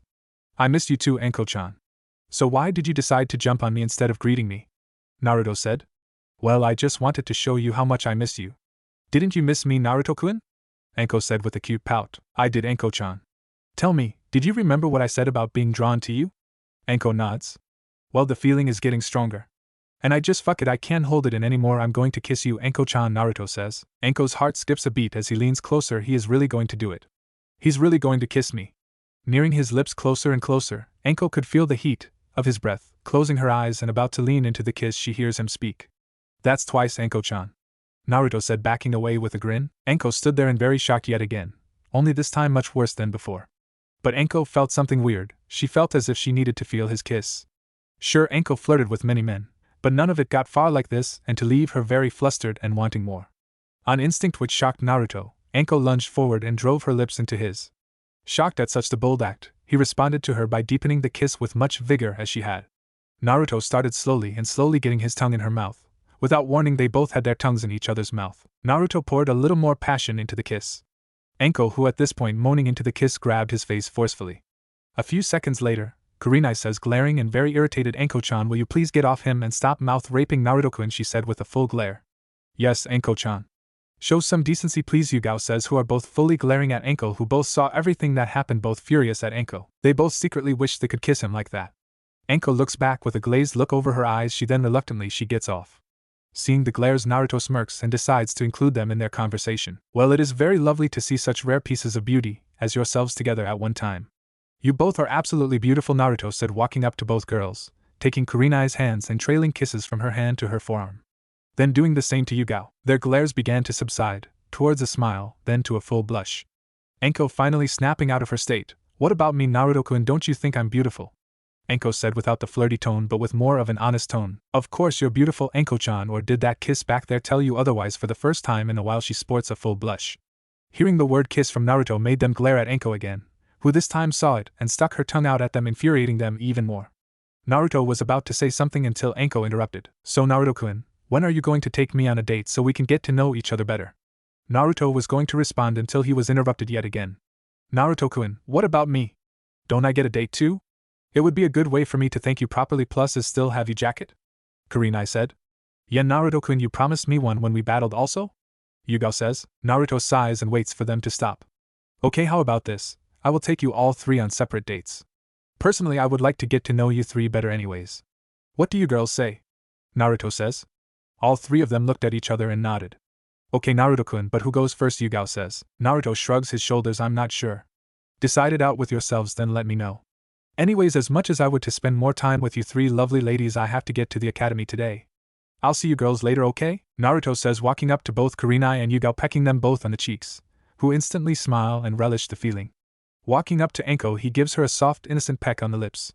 Anko looks at him as he starts to walk away, smiling, touching her lips. She begins to think the way he talks to me or touches me makes my heart race. What the hell is wrong with me? Am I starting to fall for him? Karinai and Yugao were thinking about how their skin felt when he touched them. As Naruto walks off, Karinai turns to Anko. Okay, why the hell did you kiss him, Anko? Karinai says. Anko only looks at them and grins. Jealous, are we, Kurei-chan? Karinai glares again. Yes, Anko, tell us, why did you kiss Naruto-kun? Yugao says in the same tone as Karinai. Oh, you're jealous too, aren't you, Yugao-chan? Regardless if we are, we still have to decide who gets to date him first, Yugao says, getting her glare in control. Well, how about we rock, paper, scissors? Anko says. Fine, let's do it, Karinai says. Rock, paper, scissors, they say, only for them to have the same hand every time. This might take a while, Anko says with a sigh. Naruto finally arrives at the academy. Walking in, tries to find his room listed on his paper. 299, 300-301. With a knock, a man opens the door and sees a man with a scar on his face. He hands him the paper. As the teacher is reading his paper, he takes his time to examine his classmates. He instantly notices that most of the kids here resemble the heads of the Shinobi Council. It seems that these are the heirs of each respected clan. These must be their son and daughters, Naruto thought. Starting from the left, he sees a boy with sunglasses, dark hair with a long jacket hanging down to his knees and a hood that obstructs his face. A very mysterious look to him. He then sees a boy with his head on his desk, with black hair up in a ponytail. He sees the boy look up at him with a lazy look on his face. Seconds later, he mumbled troublesome and put his head back on his desk. Looking next to him, he sees another boy with spiky, brown hair, swirl marks on his cheeks. He was bigger than the rest of the students in the room and the kanji for food, munching on his chips without a care in the world. Turning his gaze, he sees a boy with wild spiky hair and red markings on his cheek, giving him a feral look. He also had a dog on his lap. Sporting an all-black color coat with zips over the chest and sleeves, along with black pants and sandals, also zipped, matching the jacket. Spotting a boy beside him, he looked very different from the rest. HW had black hair, and very pale skin. His face was void of any emotion. He looks at him, and they make contact. He smiles at him, but he notices that it's forced. He wore a short black jacket with red straps with the middle being cut off showing his stomach, along with black pants and black shinobi sandals. Next to him was a gorgeous girl who had platinum blonde hair and blue eyes. Her bang was flattened against her face covering one eye. Her body looked very mature for her age. Looking at her up and down, he catches one of her eyes. He smiles at her brightly, hoping to get a reaction. She turns away and looks at the ground in front of her, although looking closer you can spot a small blush. Too easy, Naruto thought. Naruto then notices Hinata looking at him with same beautiful eyes and clothes. Acknowledging her, he waves and smiles. She waves back with an even brighter smile and light blush. His mood began to turn sour when he heard someone screech to the blonde-haired girl about stopping to look at a boy named Sasuke. He examines the girl. He spots her short pink hair with green eyes and very petite-like figure. Naruto was bewildered at her obsessive attitude. She was spurting out loud towards this guy named Sasuke. She looked to be a civilian considering no one on the Shinobi Council looked like her. Sasuke, he looked very familiar, and his name sounded very familiar. Remembering, he now sees Itachi's brother. He looked like a miniature version of him, both without the long, pronounced tear troughs under his eyes. With the dark eyes and black hair, he sees his scowl on his face at the attitude the pink-haired girl was displaying next to him. His face, muscles tensed into a scowl with a sharp gaze in his eyes. He must have taken the incident hard. While Naruto was checking the classmates, he didn't notice that many girls in the class had hearts in their eyes looking at Naruto and his tall, lean physique. While both Hinata and Ino, who sported blushes, still had it controlled to where it didn't look noticeable. Naruto-kun. I can't wait to train. But now looking at him, he is so handsome. His clothes cling to him, making him look so muscular. I wonder what he looks like under them. Wait, bad Hinata. Hinata thought, with a small nosebleed failing to block out the images she was receiving in her head. My god, who is the handsome man? He looks way better than Sasuke. The platinum-haired girl notices his gaze on her. It was so furious. He then smiles very warmly, making her look to the ground with a small blush. Why does his smile makes me feel this way? Guys usually go crazy when I smile, but why is it the opposite? Iruka snapped him out his examination of the class. Okay class, it seems we have new student joining us. Quickly being interrupted by a shout from a boy with a dog on his lap. Hey, why the hell does he get to join us for graduation when he didn't even spend one day in this class? Iruka responded, well, he got permission from the Hokage to join. Unless you don't agree with his decisions, you can see him after class.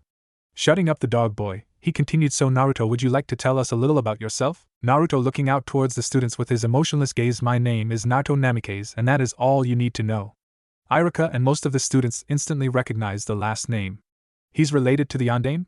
But quickly face faltered a little when hearing his short lackluster response. Is there anything else you would like to include?